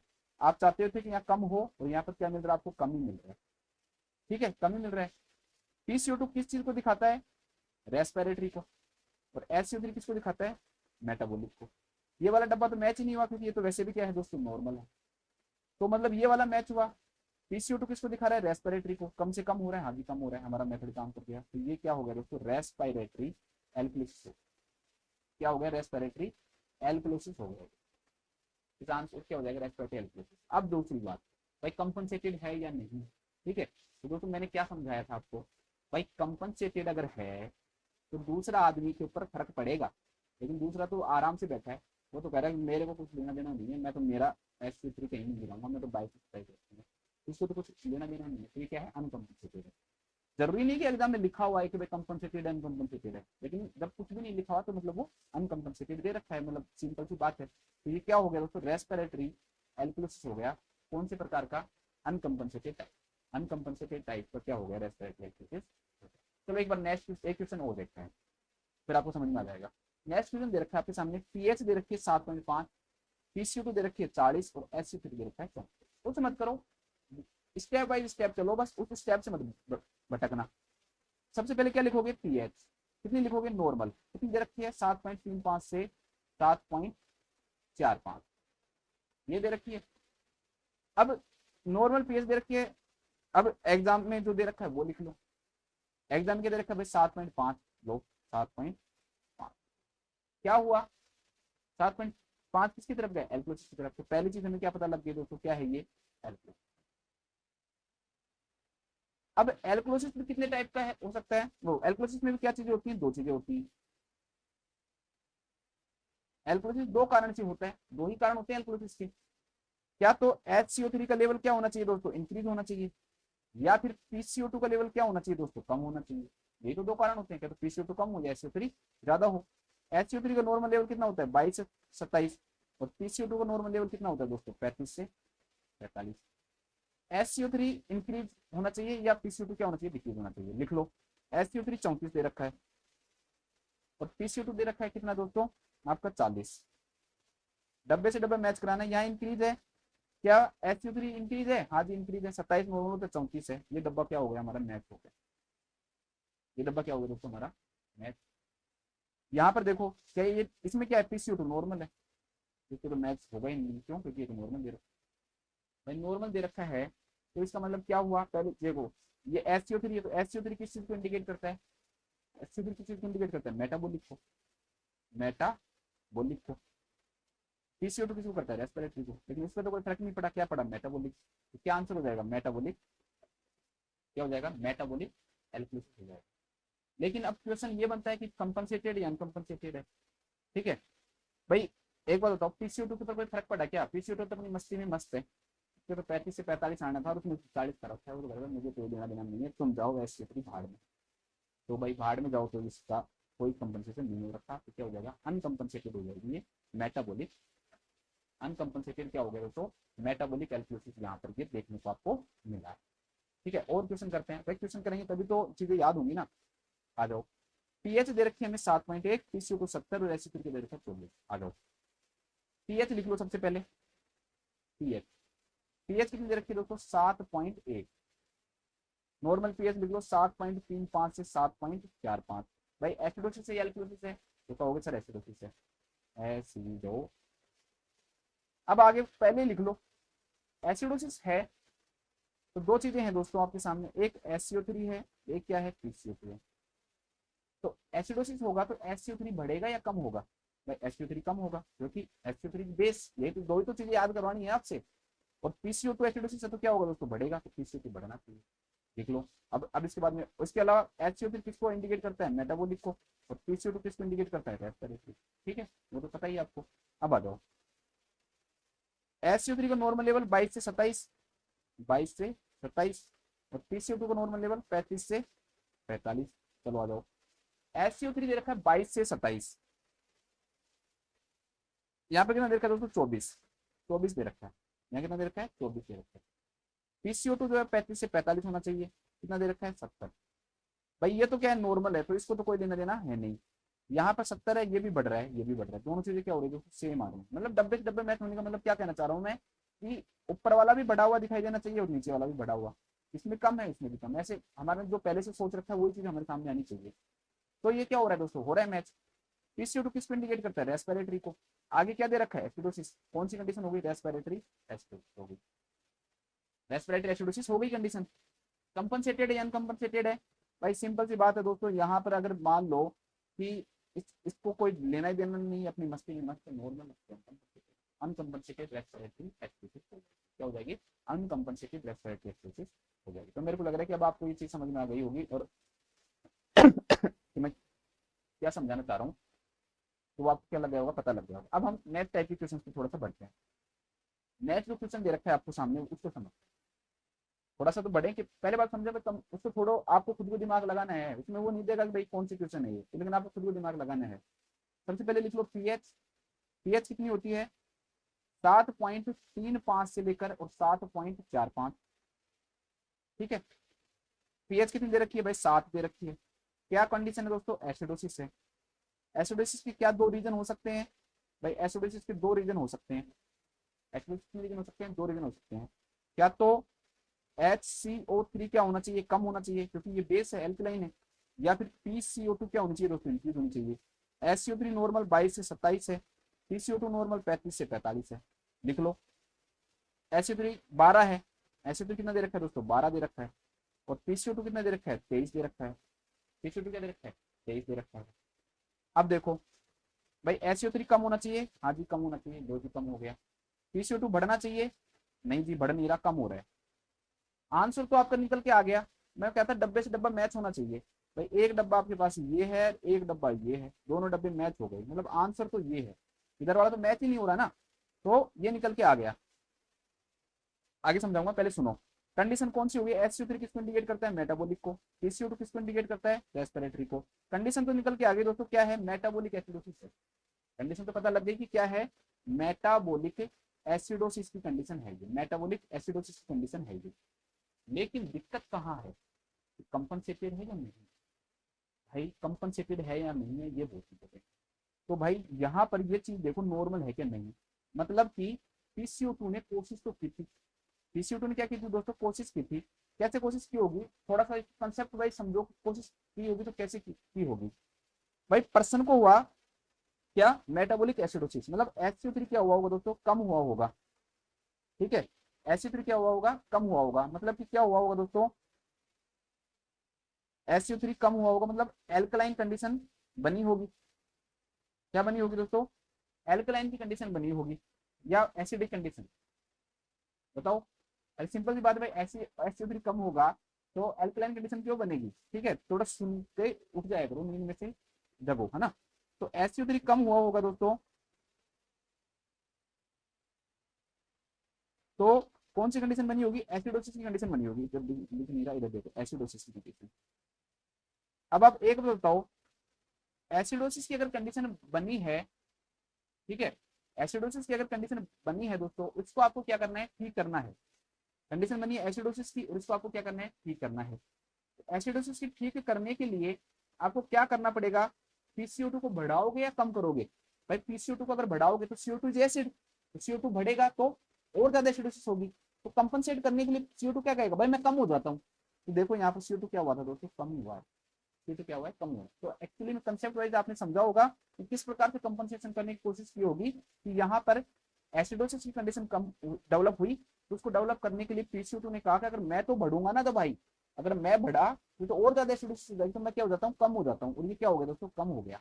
तो मतलब किसने कोशिश की, तो ये क्या हो गया दोस्तों, अनकंपनसेटेड हो गई, सॉरी कंपनसेटेड हो गई, क्या हो गई, कंपनसेटेड हो गई। तो मेटाबॉलिक एसिडोसिस हो गई, कौन सी वाली, कंपनसेटेड वाली, कंपनसेटेड वाली। नेक्स्ट क्वेश्चन यहाँ पर ये बनेगा कि भाई पार्शियल होगी या फुली होगी। तो मैंने आपको बताया दोस्तों, बस फुल का मतलब पूरा सपोर्ट कर दिया, पीएच के आगे नॉर्मल आ गई, क्या पीएच यहाँ पे नॉर्मल आ पाई क्या, नहीं। इस बेचारे ने कोशिश तो पूरी की थी, ठीक है, इस बेचारे ने कोशिश तो पूरी की थी अपने पीएच को नॉर्मल लाने की, लेकिन ला नहीं पाया।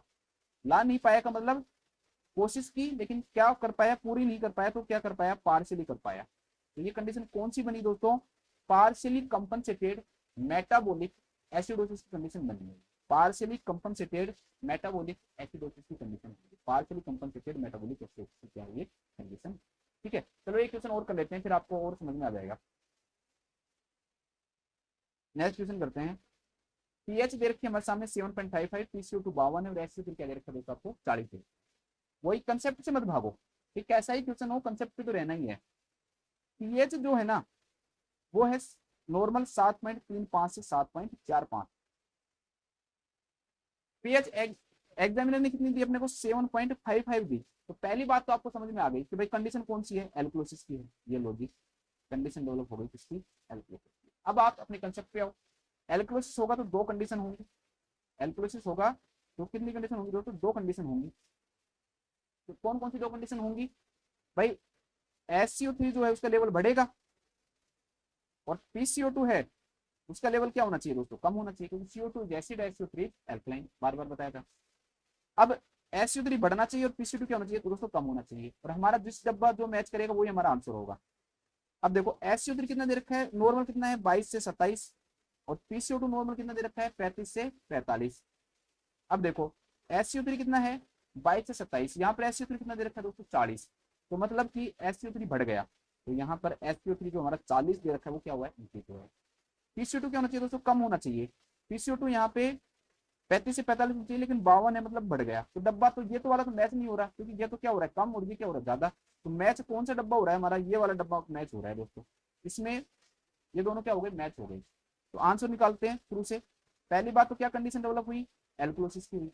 दूसरी बात, ये वाला डब्बा मैच हो रहा है तो SCO3 is related to metabolic. तो ये क्या हो गया दोस्तों, मेटाबॉलिक हो गया, ये लो मेटाबॉलिक, मेटाबॉलिक कंडीशन डेवलप हो गई, कौन सी, मेटाबॉलिक एल्कोलोसिस की। कौन सी डेवलप हो गई, मेटाबॉलिक एल्कोलोसिस कंडीशन डेवलप हो गई, metabolic alkalosis. Next question, compensated है या नहीं है, तो कंपनसेटेड है भी तो कौन सा है। तो पहले तो कंपनसेटेड है या नहीं है वो इंपॉर्टेंट है। तो भाई कंपनसेटेड है ये, क्यों, क्योंकि दूसरा डब्बा है वो नॉर्मल नहीं है। देखो पीसीओ2 ने अपनी तरफ से पूरी कोशिश की थी, कैसे, देखो एल्कोलोसिस की कंडीशन थी, SCO3 बढ़ा, एल्कोलोसिस कंडीशन थी। एल्कोलोसिस को सही करने के लिए क्या चाहिए, एसिड चाहिए। CO2 इज एसिड, CO2 ने अपने आप को बढ़ाया, CO2 ने अपने आप को बढ़ा के 52 कर लिया। तो कंपनसेटेड तो है। तो नेक्स्ट यहाँ पर लगा लो क्या है ये, कंपनसेटेड है, C4 कंपनसेटेड। अब पार्शियली है या फुली है, भाई फुल होता तो पीएच को नॉर्मल ले आता। पीएच जो है वो 7.55 है, नॉर्मल नहीं आ पाई। तो नॉर्मल नहीं आ पाई तो क्या है दोस्तों, ये पार्शियली है। क्या हो गया, partially compensated metabolic alkalosis condition क्या हो गई दोस्तों, मतलब partially compensated metabolic alkalosis condition क्या हो गई यहाँ पे डेवलप हो गई। अब हम आते हैं नेक्स्ट टाइप के क्वेश्चन पे। नेक्स्ट टाइप ऑफ क्वेश्चन जो है आपको शुरू में झटका दे देगा। शुरू में क्या दे देगा, झटका दे देगा। आप उसको भरने में टाइम नहीं लगना चाहिए, मैं आपको भरूंगा, टेंशन मत करो, मैं हूं अभी। आप अब आपको लगने लग जाएगा क्वेश्चन आ जाते हैं। पहली हमारी ट्रिक है ना, यहाँ पर गड़बड़ ये करती है, आपको लिखनी है पीएच। नॉर्मल पीएच जो है दोस्तों वो है 7.35 से 7.45। और एग्जामिनर ने जो पीएच है ना दोस्तों वो कितनी लिख दी, 7.38 से लेकर, फिर 7.38 लिख दी। अब भाई यही फंस गए हम तो, आगे क्या करें? क्यों भाई, पीएच 7.38 लिख दी, आगे तो मैटर ये है ना, यही नॉर्मल हो गई। तो इसको आगे हम एसिडोसिस एल्कोलिसिस में कहां से करें, क्योंकि हमारा तो पूरा कंसेप्ट ही एसिडोसिस एल्कोलिसिस के ऊपर बेस है कि यहाँ पर एसिडोसिस होता तो हम वो ट्रिक लगा देते, यहाँ पे एल्कोलिसिस होता तो हम वो ट्रिक लगा देते। लेकिन दिक्कत ये है कि यहाँ पर तो उसने पीएच में ही गड़बड़ कर दी। तो भाई पहले तो इस पीएच को निकालेंगे, पहले तो क्या करेंगे दोस्तों, इस पीएच को हम क्या करेंगे दोस्तों, निकालेंगे। ठीक है, चलो निकालते हैं, देखते हैं। पहले ऐसे जो क्वेश्चन जिसमें सीधी पीएच क्या दे दी दोस्तों आपको, नॉर्मल दे दी, सीधी ही पीएच क्या दे दे आपको, नॉर्मल दे दे। पहला काम आपको, एक ट्रिक है बिल्कुल सिंपल है, अभी भी मत घबराओ। पीएच जो है 7.35 टू 7.45 नॉर्मल होती है। 36, 37, 38, 39 और 7.40, 7.41, 7.42, 7.43, 7.44, 7.4। दोस्तों अगर आपको इधर की कोई भी पीएच एग्जाम में देगा ना, तो इसको मानना आप एसिडोसिस, क्यों कारण मैं बताऊंगा आपको थोड़ा सा, ठीक है। और इधर की कोई भी पीएच अगर आपको देगा ना, तो इसको आप क्या मानना, एल्कोलिसिस। इसका कारण क्या है, कारण मैं समझाता हूँ। भाई नॉर्मल जो पीएच होती है ना, ये बाद में करेंगे, पहले नॉर्मल जो पीएच होती है वो हम जानते हैं कि 7.35 से 7.35, 7.36, 7.37, 7.38, थोड़ा सा इसकी लिख देता हूँ मैं, 7.3,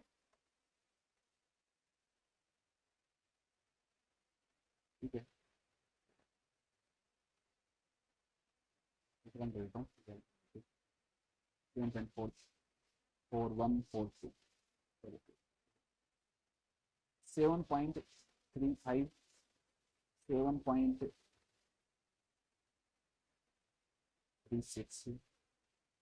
7.38, 7.39, 7.40,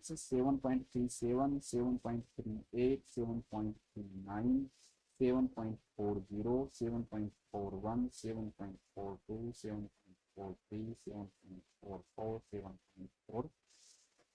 दोस्तों ये माना जाता है भाई, ये जो क्वेश्चन है फुली कंपनसेटेड के हैं। तो भाई जैसे मान लो आपको पीएस दे रखी 7.36, तो कंसेप्ट क्या कहता है, कंसेप्ट ये कहता है कि भाई जो आप, जो बॉडी है ना उसने कंपनसेट करके नॉर्मल पीएच लिया है 7.36, तो वो ये कहता है कि भाई ये पीएच है ना, बॉडी इतनी कंपनसेट नहीं करेगी कि जो पीएच इधर 7 पॉइंट मान लो 7.45 की जगह जैसे मान लो कि 7.8 थी, तो वहां से खींचकर इधर तक ले आएगी, इतना नहीं करेगी बॉडी कंपनसेट। बॉडी पास वाले से ही थोड़ा सा कंपनसेट करके नॉर्मल लाएगी, इतना भी ज्यादा कंपनसेट नहीं कर सकती कि एल्कलाइन था, एल्कलाइन को ठीक करते करते एसिडिक कर दी, इतना भी कंपनसेट नहीं करेगी। तो बॉडी जो है ना नॉर्मल पीएच इधर से लेके आई होगी, इसलिए इसको मानते हैं कि भाई एसिड की एसिडोसिस की तरफ से लाई होगी, क्योंकि 7.35 से कम जो है 7.34, 7.33, 7.32 ऐसे कोई पीएच रही होगी, और बॉडी फिर इसको नॉर्मल लाकर इधर लाई होगी। इसी प्रकार एल्कलाइन में है, जैसे 7.43 बॉडी ने पीएच कर दी, तो वो कहां से लेके आई होगी दोस्तों, एल्कलाइन से खींच के लाई होगी। कहां से खींच के लाई होगी, एल्कलाइन से खींच के लाई होगी, और तब उसको क्या किया होगा, उसने नॉर्मल किया होगा। इसलिए आपको एक कंसेप्ट याद रखना है कि भाई अगर इधर की कोई भी पीएच दे रखी है, तो मतलब कि बॉडी एसिडोसिस से खींच कर लाई थी, तो उसको आप क्या मानोगे, एसिडोसिस। और अगर इधर की कोई बॉडी एल्कोसिस से खींच कर लेके आई थी नॉर्मल, तो ये क्या कहलाएगी दोस्तों, एल्कोसिस में लेके आओगे। बस अब ये आ गया तो सब कुछ आ गया, आपकी लाइफ सेट हो गई बस अब यहाँ से, क्योंकि ये यही अगर आपको आ गया तो अब आपको फिर कुछ करना ही नहीं है ना। चलो अब देखते हैं, क्वेश्चन देखते हैं। अब आपको कोई दिक्कत ही नहीं होगी, क्योंकि अब आपको पता ही है क्या है। सबसे पहले क्या लिखोगे, पीएच। पीएच नॉर्मल होती है 7.35 टू 7.45, 7.35 टू 7.45 होती है। पीएच दे रखी है आपको 7.38, तो 7.35, 6, 7, 8, 9 और 40 मैंने क्या बताया, एसिडिक। बस सिंपल से एसिडोसिस लिख लो। क्या लिख लो दोस्तों, एसिडोसिस। इसको 27 की जगह इतना करो, इतनी एसिडोसिस।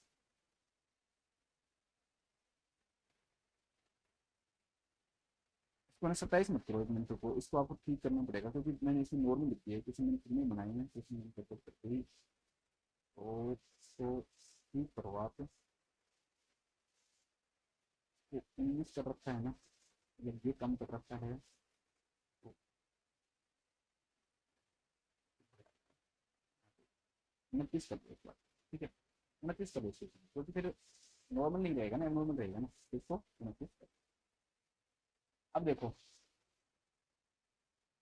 अरे यार सॉरी, मेरे ऐसे फिर दिमाग में रह गया, 35 से 45, ठीक है 27, फिर ये ऐसे पहले ऐसे फिर लिखते हैं ना तो मेरे दिमाग में ऐसे फिर रहेगा दिमाग में, ठीक है 27 से इसमें 19 से कोई दिक्कत नहीं, दोनों ही है दोनों में, मैंने इसको वो मान लिया, मैंने ऐसे फिर मानकर मैं इसको कर रहा था 22। पहली कंडीशन हो गई एसिडोसिस की। अब एसिडोसिस हो गया, दो चीजें आपको देखने को मिलेगी, एसिडोसिस हो गया तो दो चीजें आपको देखने को मिलेगी, एक तो SCO3 और एक PCO2। अब आप बताओ SCO3 के ऊपर क्या फर्क पड़ेगा, भाई SCO3 जो है एसिडोसिस होगा तो SCO3 क्या होगा, कम होगा, SCO3 क्या होगा दोस्तों, कम होगा, और PCO2 जो है ना दोस्तों वो क्या होगा, बढ़ेगा, PCO2 क्या होगा, बढ़ेगा, SCO3 कम होगा और PCO2 क्या होगा दोस्तों, एसिडोसिस में बढ़ेगा, बस सिंपल ये कंसेप्ट है। लिखो SCO3 कितना दे रखा है दोस्तों, देखो नॉर्मल कितना होता है 22 से 27, और SCO3 आपको कितना दे रखा है 19, PCO2 बढ़ना चाहिए 35 से 45 है, और PCO2 कितना दे रखा है दोस्तों आपको 27, मतलब SCO3 कम होना चाहिए, SCO3 कम है, PCO2 बढ़ना चाहिए लेकिन PCO2 क्या है, कम है, मतलब डब्बे से डब्बा मैच कौन सा हुआ, ये हुआ। SCO3 किस चीज को शो करता है, मेटाबॉलिक को, तो ये लो जी मेटाबॉलिक। कंडीशन कौन सी बन गई, आंसर तो हमारा निकल के आ गया कि कंडीशन है मेटाबॉलिक एसिडोसिस, ठीक है, ये तो कंडीशन बन गई कि मेटाबॉलिक क्या है दोस्तों, एसिडोसिस है। अब दूसरी चीज ये देखेंगे भाई कंपनसेटेड है या नहीं है, तो भाई यहाँ पर PCO2 ने कोशिश की या नहीं की, देखो SCO3 क्या हुआ था दोस्तों, कम हुआ, मतलब कि पीएच जो है वो क्या हुई, पीएच जो है क्या हुई आपकी, एसिडोसिस हुई, एसिड कम हुआ तो पीएच क्या हुई, एसिडोसिस, सिचुएशन ये तो है ना। अब पीएच जो है एसिडोसिस हो गई, तो इसको ठीक करने के लिए क्या चाहिएगा दोस्तों, जो PCO2 है वो क्या है, एसिडिक है, अब वो बढ़ेगा तो और एसिडोसिस बढ़ेगी, तो पीएच अपने आप को क्या करना चाहिए, कम करना चाहिए, तो देख लो इसने क्या किया दोस्तों, इसने अपने आप को क्या किया, कम किया, कंपनसेट करने की कोशिश की, उसने सोचा कि कहीं और एसिडोसिस नहीं हो जाए तो मैं अपने आप को क्या कर देती हूँ, कम कर देती हूँ, PCO2 ने अपने आप को कम कर दिया, ये बढ़ती तो एसिडोसिस और बढ़ जाती, तो कंपनसेटेड भी हो गई, ठीक है। तो एक चीज तो हमारी कुछ क्या समझ में है कि भाई मेटाबोलिक, मेटाबोलिक एसिडोसिस है, मेटाबोलिक क्या है, एसिडोसिस है। दूसरी चीज क्या समझ में, नेक्स्ट कंपनसेटेड भी है। अब पार्शियली या फुली है, भाई पीएच को नॉर्मल ले आई या नहीं ले आई, ले आई।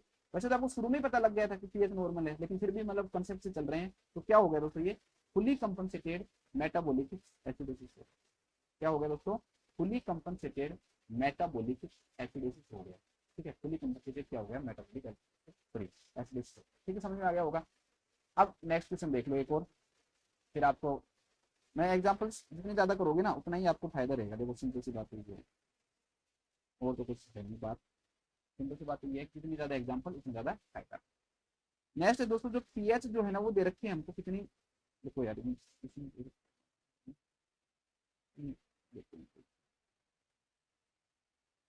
इक्वेशन दे रखा होता तो इक्वेशन दे रखा है, पीएच जो दे रखे वो 7.35 दे रखे, PCO2 72 दे रखे, SCO3 कितना दे रखा है तो 38 दे रखा है। चलो आ जाओ, सबसे पहले बात पीएच लिख लो, नॉर्मल जो पीएच जो होती है ना दोस्तों वो क्या होती है 7.35 टू 7.45, यहाँ भी पीएच क्या है 7.35 है, नॉर्मल है, लेकिन हम इसको क्या कंसिडर करेंगे, एसिडोसिस। क्यों कंसिडर करेंगे वो मैंने आपको समझा दिया भाई, क्यों कंसिडर करेंगे, तो ये क्या होगा दोस्तों, एसिडोसिस। अब एसिडोसिस जो होता है ना दोस्तों वो भी कितने प्रकार का होता है, उसके दो रीजन हो सकते हैं, क्या तो SCO3 का लेवल क्या होना चाहिए, कम होना चाहिए, या फिर दोस्तों PCO2 का लेवल क्या होना चाहिए, बढ़ना चाहिए, तभी होगा एसिडोसिस। अब आ जाओ नेक्स्ट, नॉर्मल लेवल लिख लो 22 से 27, और PCO2 लिख लो 35 से, SCO3 का लेवल लिख लो 38 है, और PCO2 का लेवल लिख लो 72 है, 72 है। SCO3 कम होने की जगह क्या हो रहा है दोस्तों, बढ़ रहा है, PCO2 ज्यादा होने की जगह ज्यादा हो रहा है, ये वाला डब्बा क्या हो रहा है दोस्तों, मैच हो रहा है। PCO2 किस चीज को शो करता है, रेस्पिरेटरी को, लो जी रेस्पिरेटरी है, एसिडोसिस है एल्कोलिसिस है, तो रेस्पिरेटरी है, और कैसा है, एसिडोसिस है, ये भी पता लग गया कि भाई रेस्पिरेटरी है और है भी कौन सा, एसिडोसिस। अब कंपनसेटेड है या नहीं है भाई, क्यों, क्योंकि ये दोनों उल्टे हो रहे हैं, तो ये क्या हो गया दोस्तों, कंपनसेटेड भी हो गया। तो रेस्पिरेटरी एसिडोसिस वो भी कौन सी टाइप का, कंपनसेटेड टाइप का। अब फुली है या नहीं है, पीएच को नॉर्मल ले आए या नहीं लेके आए, तो ले आए, तो क्या है फुली, तो फुली कंपनसेटेड क्या होगा दोस्तों answer, respiratory. Fully compensated respiratory क्या होगा दोस्तों, एसपीएच, इसका क्या हो जाएगा आंसर, हो जाएगा। ठीक है, इसके बाद में देखते हैं आज का सबसे खतरनाक क्वेश्चन, जो कि आपका दिमाग हिला देगा। एक ऐसी चीज भी हो सकती है दोस्तों बॉडी के अंदर जो आपने सोची भी नहीं होगी। ठीक है, क्या नहीं सोचा होगा, देखते हैं। पीएच जो है वो दे रखी है, मान लो कि आपको पीएच दे रखी है दोस्तों 7। ठीक है, पीएच में दे रखी है 7। SO3 मान लो आप, SO3 मान लो आप, कितनी मान लो, 22 14 मान लो, SO3 मान लो 14, और PaCO2 मान लो आप 70। ठीक है, PaCO2 क्या मान लो 70 मान लो। इस क्वेश्चन को करो आप। पीएच 7 है, SO3 14 है और PaCO2 70 है। मुझे पता है आप बहुत बुरी तरह फंसोगे। ठीक है, बहुत बुरी तरह फंसोगे इस क्वेश्चन में। आप बता रहे तो बहुत सिंपल, देखिए सिंपल नहीं, कैसे समझोगे आप, आपका दिमाग हिलाएगा ये। सबसे पहली बात, पीएच लिखोगे, पीएच कितनी लिख दी आपने, 7 लिख दी, पीएच क्या लिख दी, 7 लिख दी। पीएच 7 लिखी दोस्तों, तो इसका मतलब क्या है, एसिडोसिस है, क्योंकि नॉर्मल 7.3 टू 7.4। दोनों चीजें लिख लो, SCO3 और PCO2, ये लो SCO3, नेक्स्ट क्या लिख लो दोस्तों, PCO। ठीक है, SCO3 जो है दोस्तों वो नॉर्मल कितना होता है, 22 से 27, 22 से 27, और PCO2 का नॉर्मल लेवल कितना होता है, 35 से 35। SCO3 कितना दे रखा है, 14, और PCO2 कितना दे रखा है, 70। SCO3 क्या होना चाहिए, SCO3 क्या होना चाहिए दोस्तों, बढ़ना, एसिडोसिस होगा तो SCO3 क्या होना चाहिए, बढ़ना चाहिए, कम होना चाहिए, तो SCO3 कम होना चाहिए। और एसिडोसिस होगा तो PCO2 क्या होना चाहिए दोस्तों, बढ़ना चाहिए, क्या होना चाहिए, बढ़ना चाहिए। अब SCO3 कम है, यहाँ भी SCO3 क्या है दोस्तों, कम है, PCO2 बढ़ना चाहिए, तो PCO2 यहाँ भी क्या हो रहा है, बढ़ रहा है। लो भाई, ये तो हमारे दोनों ही डब्बे में थे, फंस गए ना, फंस गए यहाँ पे, ये सब दोनों ही डब्बे मैच करा दिए, तो आपने बुरी तरह फंसा दिया दोस्तों। ये जो क्वेश्चन है ना, ये इतना खतरनाक क्वेश्चन है, वही मैं बताना चाह रहा हूँ कि ये क्वेश्चन जो है ना, आप डरो मत, आपका जो स्टैंडर्ड है वो नहीं गिरेगा, आप जो फॉर्मूला वो नहीं गिरेगा, आपको कंसेप्ट नहीं गिरेगा दोस्तों। इस कंडीशन के अंदर क्या हो रहा है कि दोनों ही चीजें हो रही हैं, क्या हो रही है, दोनों ही चीजें हो रही है इसके अंदर, दोनों ही चीजें हो रही है इसके अंदर। क्या हो रहा है इसके अंदर दोस्तों, देखो PCO2 बढ़ा, ये बढ़ा, तो ये क्या है दोस्तों, रेस्पिरेटरी है, और यहाँ पर SCO3 क्या है, मेटाबॉलिक है। तो यहाँ पर दोनों चीजें हो रही हैं, रेस्पायर सिमुलेटेनियसली, दोनों चीजें साथ होती है तो क्या बोलते हैं हम, सिमुलेटेनियसली बोलते हैं। ठीक है, तो इधर कहाँ लिखेंगे, चलो इस क्वेश्चन को यहाँ से मिटा देता हूँ, ठीक है, यहाँ लिखता हूँ। तो यहाँ पर दोनों चीजें हो रही हैं, क्या हो रही है, सिमुलेटेनियसली, क्योंकि दोनों डब्बे मैच हो गए ना, तो दोनों चीजें हो रही है भाई, simultaneously metabolic, metabolic and respiratory, simultaneously metabolic and respiratory acidosis. Acidosis तो दे ही रखा है, डब्बे दोनों मैच हुए, दोनों लिखेंगे भाई। तो सिमुलेटेनियसली रेस्पिरेटरी एंड मेटाबॉलिक क्या हो रहा है दोस्तों, एसिडोसिस। अब क्वेश्चन आता है कि भाई पार्शियली है, अनकंपनसेटेड है, कंपनसेटेड है, क्या है। ठीक है, वो चीज समझना जरूरी है। देखो, अनकंपनसेटेड तो नहीं है, क्यों नहीं है भाई अनकंपनसेटेड, इसलिए नहीं कि दोनों ही नॉर्मल है, दोनों ही क्या है, नॉर्मल है। अनकंपनसेटेड अगर होता तो एक नॉर्मल मिलता, तो अनकंपनसेटेड तो ये नहीं है। तो क्या है, ये कंपनसेटेड है, तो क्या है, ये कंपनसेटेड। अब कंपनसेटेड में भी कैसा कंपनसेटेड है भाई, पार्शियली कंपनसेटेड है या फुली कंपनसेटेड है। तो आप कहोगे कि सर अगर फुली कंपनसेटेड होता तो पीएच नॉर्मल होती, तो पीएच नॉर्मल नहीं, क्वेश्चन आंसर क्या हो जाएगा, partially compensated simultaneously metabolic and respiratory. तो ठीक है, दोनों चीजें ऐसे भी लिख सकते हो आप भाई, पहले अगर रेस्पिरेटरी लिखना तो वो भी लिख दोगे, ऐसे कोई वो नहीं है। सिमुलेटेनियसली रेस्पिरेटरी एंड मेटाबॉलिक एसिड लिख सकते हो, ये सिमुलेटेनियसली मेटाबॉलिक और रेस्पिरेटरी। ठीक है, खतरनाक क्वेश्चन है ना। तो मैं आपको हाई लेवल तक लेके जाना चाहता हूँ, मैं नहीं चाहता कि बस यूट्यूब पे वीडियो बना के बस आपका टाइम वेस्ट कर दूँ। मैं चाहता हूँ कोई भी लेवल का क्वेश्चन आएगा ना जिसको आपको करके आएगा, इससे ज्यादा कोई टफ क्वेश्चन नहीं बनेगा, ये मेरी बात है। और ऐसी कोई चीज नहीं होगी जब आप हॉस्पिटल में काम करोगे तो नहीं निकाल पाओगे, ये भी मैं वादा करता हूँ। ठीक है, आराम से आप इस चीज़ को क्या कर सकते हो दोस्तों, कर सकते हो। तो इतना कोई टफ नहीं है कि आप कर ही नहीं पाओगे। अब एक क्वेश्चन आप करो, सब सब के सब बच्चे कमेंट करेंगे, ठीक है। आप लोग कमेंट करते नहीं हो यार, मैं इतना मतलब आप लोगों के लिए मतलब मुझे बोलना नहीं चाहिए टीचर के लिए, बट मैं आप लोगों से बहुत मेहनत करता हूँ, कोशिश करता हूँ कि आपको हर लेवल पे समझाऊँ। मैं चाहूँ तो एक एग्जाम्पल करवा दूँ, इसी किसी एग्जाम्पल करवा देता, बट आप लोग कमेंट नहीं करते प्लीज़। मैं पहले नहीं बोलता था, बट मुझे मुझे पता है कि कमेंट की बहुत बहुत अहमियत होती है ना। तो आप मेरी तरफ से समझो, बस क्वेश्चन का आंसर दिया करो। आप सिर्फ क्वेश्चन का आंसर देना मेरे लिए बहुत जरूरी है। फिर मेरी तारीफ मत करो, फिर मेरी बुराई कर लो, वो भी कोई दिक्कत नहीं है, बट लेकिन बस कमेंट, जो भी क्वेश्चन पूछना उसका कमेंट किया करो, आंसर दिया करो, ठीक है। जितने बच्चे लाइक करते हैं उतनी कमेंट नहीं करते यार। तुम लाइक कर रहे हो, कम से कम एक कमेंट करके बता दो, आंसर करके क्वेश्चन लिखो। पीएच जो है दोस्तों वो है 7.37, PCO2 जो है दोस्तों वो है 38, और SCO3 जो है ना दोस्तों वो है आपका 26, ठीक है। बताओ इसके अंदर क्या होगा, देखिए इसका आपको बस नहीं बताना है कि क्या कंडीशन बनती है, ठीक है। क्या कंडीशन बनती है मेरा क्वेश्चन। पीएच 7.37 है, PCO2 है वो 38 है, और SCO3 जो है दोस्तों वो 20, अपनी कंडीशन बताएंगे। अब हमारे क्वेश्चन पे लौट के आ जाते हैं।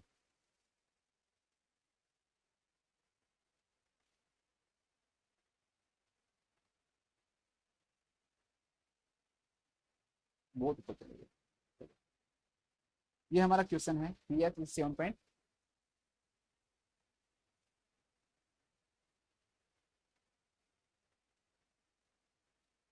क्वेश्चन जो है ना दोस्तों उसको हल करते हैं। देखो सबसे पहले बस वही कंसेप्ट है भाई, पीएच दे रखी है, सबसे पहले पीएच लिख लो। पीएच नॉर्मल लिख लो 7.35 टू 7.45, पीएच 7.35 टू 7.45। अब देखो पीएच कितनी दे रखी है 7.25, मतलब कि कंडीशन कौन सी है दोस्तों, एसिडोसिस। कंडीशन कौन सी है, एसिडोसिस। एसिडोसिस में क्या चीजें होंगी, दो चीजें होंगी एसिडोसिस के अंदर। क्या क्या दो चीजें होंगी दोस्तों, क्या तो SCO3 का लेवल क्या होगा, कम होगा, या फिर PCO2 का लेवल जो है दोस्तों वो क्या होगा, इंक्रीज होगा। सिंपल सी बात है। SCO3 नॉर्मल 22 से 27, PCO2 नॉर्मल 35 से 45। चलो आ जाओ। SCO3 कितना दे रखा है 20, और PCO2 कितना दे रखा है आपको 35। PCO2 कितना दे रखा है आपको 35। तो SCO3 क्या होना चाहिए, कम होना चाहिए, कम हुआ या नहीं हुआ, हुआ। तो ये क्या हो गया दोस्तों आपका, कम हो गया। तो इस डब्बे से ये डब्बा क्या हो गया दोस्तों, मैच हो गया। इधर नॉर्मल दे रखा है, तो ये क्या है दोस्तों, नॉर्मल है। तो ये डब्बा तो क्या मैच हो, तो नॉर्मल हो गया। तो मतलब कि ये दोनों डब्बे, ये डब्बा मैच हो गया SCO3 का। SCO3 किस चीज को दिखाता है, मेटाबॉलिक को। तो क्या हो गया दोस्तों ये कंडीशन, मेटाबॉलिक एक्टिविटी। इस क्वेश्चन में कहाँ दे रखे हैं, मेटाबॉलिक एक्टिविटी, ये लो। लेकिन हम तो और भी डिटेल में पढ़ते हैं, तो और सुनो। कंपनसेटेड है या नहीं है भाई, दूसरा एबनॉर्मल है नहीं, तो क्या है दोस्तों, अनकंपनसेटेड। अब जब अनकंपनसेटेड होगा ना तो पार्शियल और फुली कुछ नहीं होता, तो ये यहाँ पर कौन पार्शियल हो है, फुली अनकंपनसेटेड का। जब अनकंपनसेटेड, जब आपने पैसे नहीं दिए, तो आपने मदद आधी की या पूरी की, वो छोटी भाई। आप हेल्प जब करोगे तो आप पैसे दोगे। दूसरा वाला तो फ्री बैठा है, तो आधी पूरी क्या होती है, तो मिल है, इनकी कोई हेल्प ही नहीं थी। तो ये क्या हो गया, अनकंपनसेटेड मेटाबॉलिक एसिडोसिस से हो जाएगा इस क्वेश्चन का answer. Uncompensated metabolic acidosis will be the right answer, ठीक है। मैं एक बार है ना आपको एक चीज रिवाइज करवाना चाहता हूँ, जो मैंने आपको स्टार्टिंग में बताई थी, कंपनसेटेड अनकंपनसेटेड वाले में। कहाँ है ये ढूंढिए। हम्म,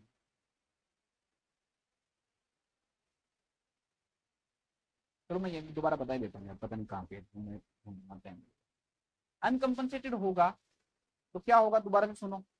पीएच क्या रहेगी, एबनॉर्मल। पीएच क्या रहेगी दोस्तों, एबनॉर्मल रहेगी, लो पीएच एबनॉर्मल।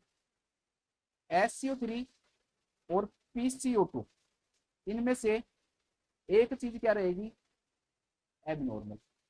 और जो चीज एबनॉर्मल रहेगी उसके अलावा जो दूसरी चीज होगी, इसमें से SCO3 और PCO2 में से वो क्या रहेगी दोस्तों, नॉर्मल रहेगी। तो वो क्या रहेगा, अनकंपनसेटेड।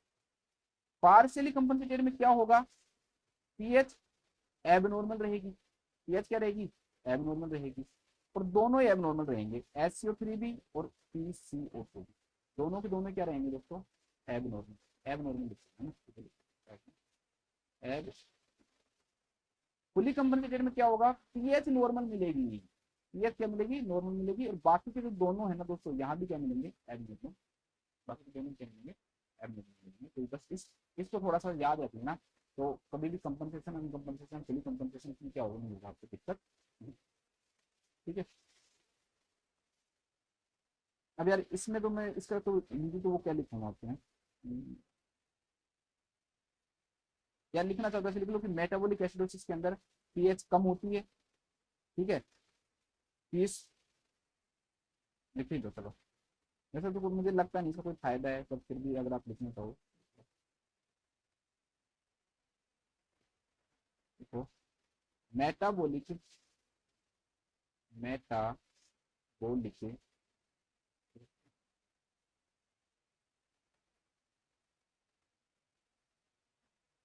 मेटाबॉलिक एसिडोसिस में, मेटाबॉलिक एसिडोसिस में पीएच कम,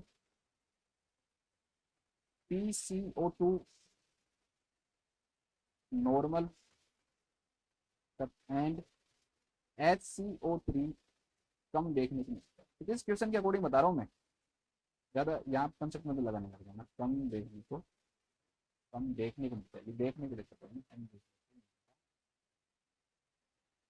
पीएच कम, PCO2 नॉर्मल और HCO3 कम देखने को।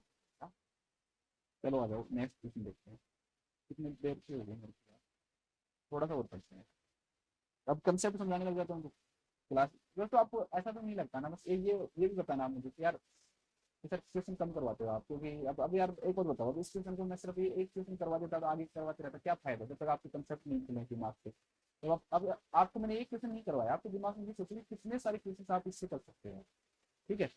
तो ये बताओ कि आपको ऐसा नहीं लगता कि सर यार क्वेश्चन नहीं ज्यादा करवाया करो, आपको कोई दिक्कत नहीं है हमें, तो ये एक्सप्लेनेशन कम दे दिया करो, कोई दिक्कत नहीं है, बट आप क्वेश्चन पूरे करोगे, हमें तो क्वेश्चन से लेना देना है और किसी से कोई लेना देना नहीं है, ठीक है। ये क्वेश्चन में मैं पूरा क्वेश्चन नहीं करवाऊंगा, ये क्वेश्चन आधा ही करवाऊंगा। इस क्वेश्चन के अंदर कंडीशन क्या बन रही है ना, बस वो करवाऊंगा, इसके कोजेज जो है ना वो अगली क्लास में करवाऊंगा, क्योंकि अगली क्लास के अंदर मैं आपको मेटाबॉलिक एसिड क्या कोज होते हैं, बहुत बड़ी क्लास हो जाएगी, 1 घंटा, ऐसे मालूम मेरे को 1 घंटा 1 डेढ़ घंटा और चाहिए कम से कम, ठीक है। तो वो तो मैं नहीं करवा पाऊंगा, लेकिन मैं यहाँ ये करवा देता हूँ, इसके अंदर कंडीशन बन क्या रही है। क्वेश्चन है दोस्तों कि आपको पीएच दे रखी है, PCO2 दे रखा है, बहुत लेवल का क्वेश्चन है, बहुत अच्छा क्वेश्चन है। उन्होंने क्या है दोस्तों, पहले तो कंडीशन दे दी, मतलब आपको पीएच भी दे दी, एबीजी दे दिया, एबीजी देने के बाद में आपसे ये पूछ रहा है कि इसका कोज क्या होगा, मतलब कि जो इम्बैलेंस जो है ना दोस्तों, जो इम्बैलेंस हो रहा है ना, उस इम्बैलेंस का कोज क्या होगा, ये पूछ रहा है इसमें, बताओ आप। पहले तो आपको इम्बैलेंस निकालना पड़ेगा, फिर उसके कोजेज पढ़ने पड़ेंगे, और फिर कोजेज क्या निकालोगे आप, आंसर निकालोगे। ऐसे क्वेश्चन, चलो हम तो पहले तो जो एबनॉर्मलिटी है वो निकाल लेते हैं। सबसे पहले पीएच लिखोगी कितनी, 7.35 टू 7.45, यहाँ पर कितनी दे रखी है, 7.52, इसका मतलब क्या है, एल्कोलोसिस, लो जी एल्कोलोसिस लिख लो। एल्कोलोसिस दो कारण से होगा, क्या तो SCO3 क्या होगा, ज्यादा होगा, SCO3 क्या होगा दोस्तों, ज्यादा होगा, SCO3 क्या तो क्या होगा, ज्यादा होगा, या फिर दोस्तों PCO2 क्या होगा, कम होगा, ठीक है, क्या PCO2 क्या होगा, कम होगा। आ जाओ, SCO3 22 से 27 और PCO2 35 से 45, PCO2 35 से 45, PCO2 यहाँ पे कितनी दे रखी है, 32, और SCO3 दे 24, देखो HCO3 24 और PCO2 कितनी दे रखी है, 32। आ जाओ, कम होना चाहिए, यहाँ पर कम हो रही है, ये डब्बे से ये डब्बा क्या कर रहा है दोस्तों, मैच कर रहा है। ये क्या है, SCO3 22 से 27 है, और हमें कितनी दे रखी है, 24 दे रखी है, हमें हमें कितनी दे रखी है, 24। ये तो क्या है दोस्तों, नॉर्मल, ये क्या है, नॉर्मल है, ये नॉर्मल है। PCO2 किसको दिखाता है, रेस्पिरेटरी को, क्या कंडीशन बन गई, रेस्पिरेटरी एल्कोलिसिस बन गई, क्या बन गई, रेस्पिरेटरी एल्कोलिसिस बन गई। अब क्वेश्चन ये बनता है कि भाई कंपनसेटेड है या नहीं है, भाई दूसरा एबनॉर्मल है क्या, नहीं, नॉर्मल है, तो क्या हो गई, अनकंपनसेटेड,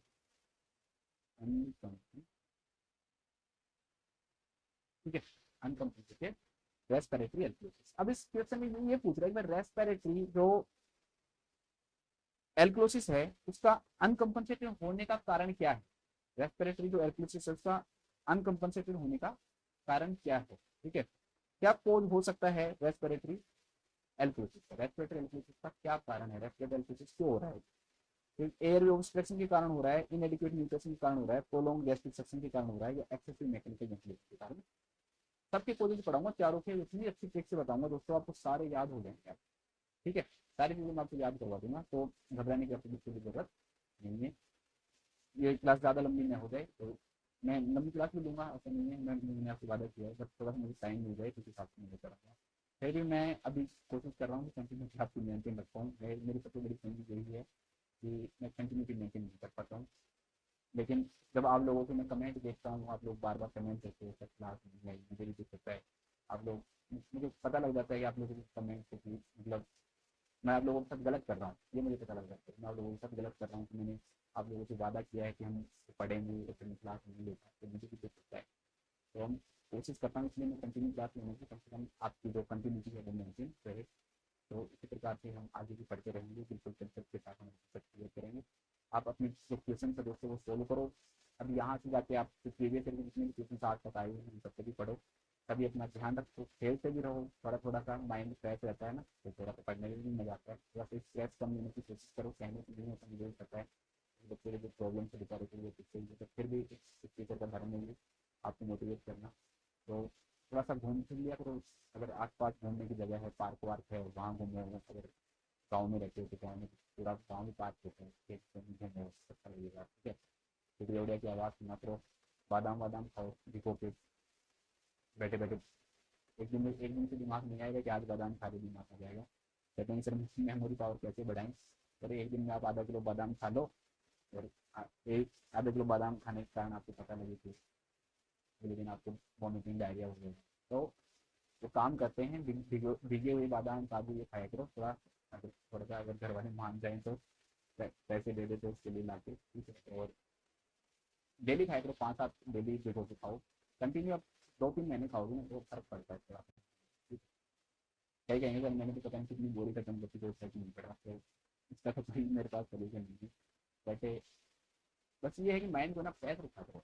ऐसे है कि जैसे पढ़ते रहो ना, तो पढ़ते रहो, तो ऐसे नहीं है कि बस कंटिन्यू पढ़ ही रहे हो, नींद आ रही है फिर पढ़ो, नींद आ रही है।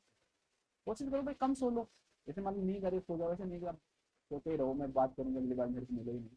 ऐसे 1 घंटा सो लो, अलार्म कर लो, मैं थोड़ा सा सो लेते। ठीक है, क्योंकि नींद आ रही है, पढ़ा जा रहा नहीं है, फिर भी पढ़ रहे हो तो वो तो पढ़ा भी हो नहीं पाए। तो कंटिन्यू कोशिश करो कि भाई आप आप जब नींद आए तब सो भी, अपनी नींद पूरी करना बहुत जरूरी है। ठीक है, नींद अगर आपकी पूरी नहीं है दोस्तों, तो आपकी जो मेमोरी पावर है ना वो कम हो जाएगी। क्योंकि आप 18 घंटे पढ़ रहे हो, नींद पूरी है ही नहीं, उसको पढ़ा है ही नहीं, तो वही चीज़ आप 6 घंटे में भी कर सकते हो। अगर आपकी नींद पूरी है, आप बिल्कुल एक्टिव हो, माइंड आपका क्या है तो जो भी चीज़ें पढ़ो, जैसे मैं पढ़ाता हूँ तो प्रीवियस ईयर की ट्यूशन जरूर किया करो सर। ठीक है, प्रीवियस ईयर की ट्यूशन करने से आपको कॉन्फिडेंस आएगा कि ये ट्यूशन मैंने पिछली बार आया था, मैं होता तो कर देता, या पिछली बार मैंने गलत किया था, पिछली बार मैं करके आता हूँ।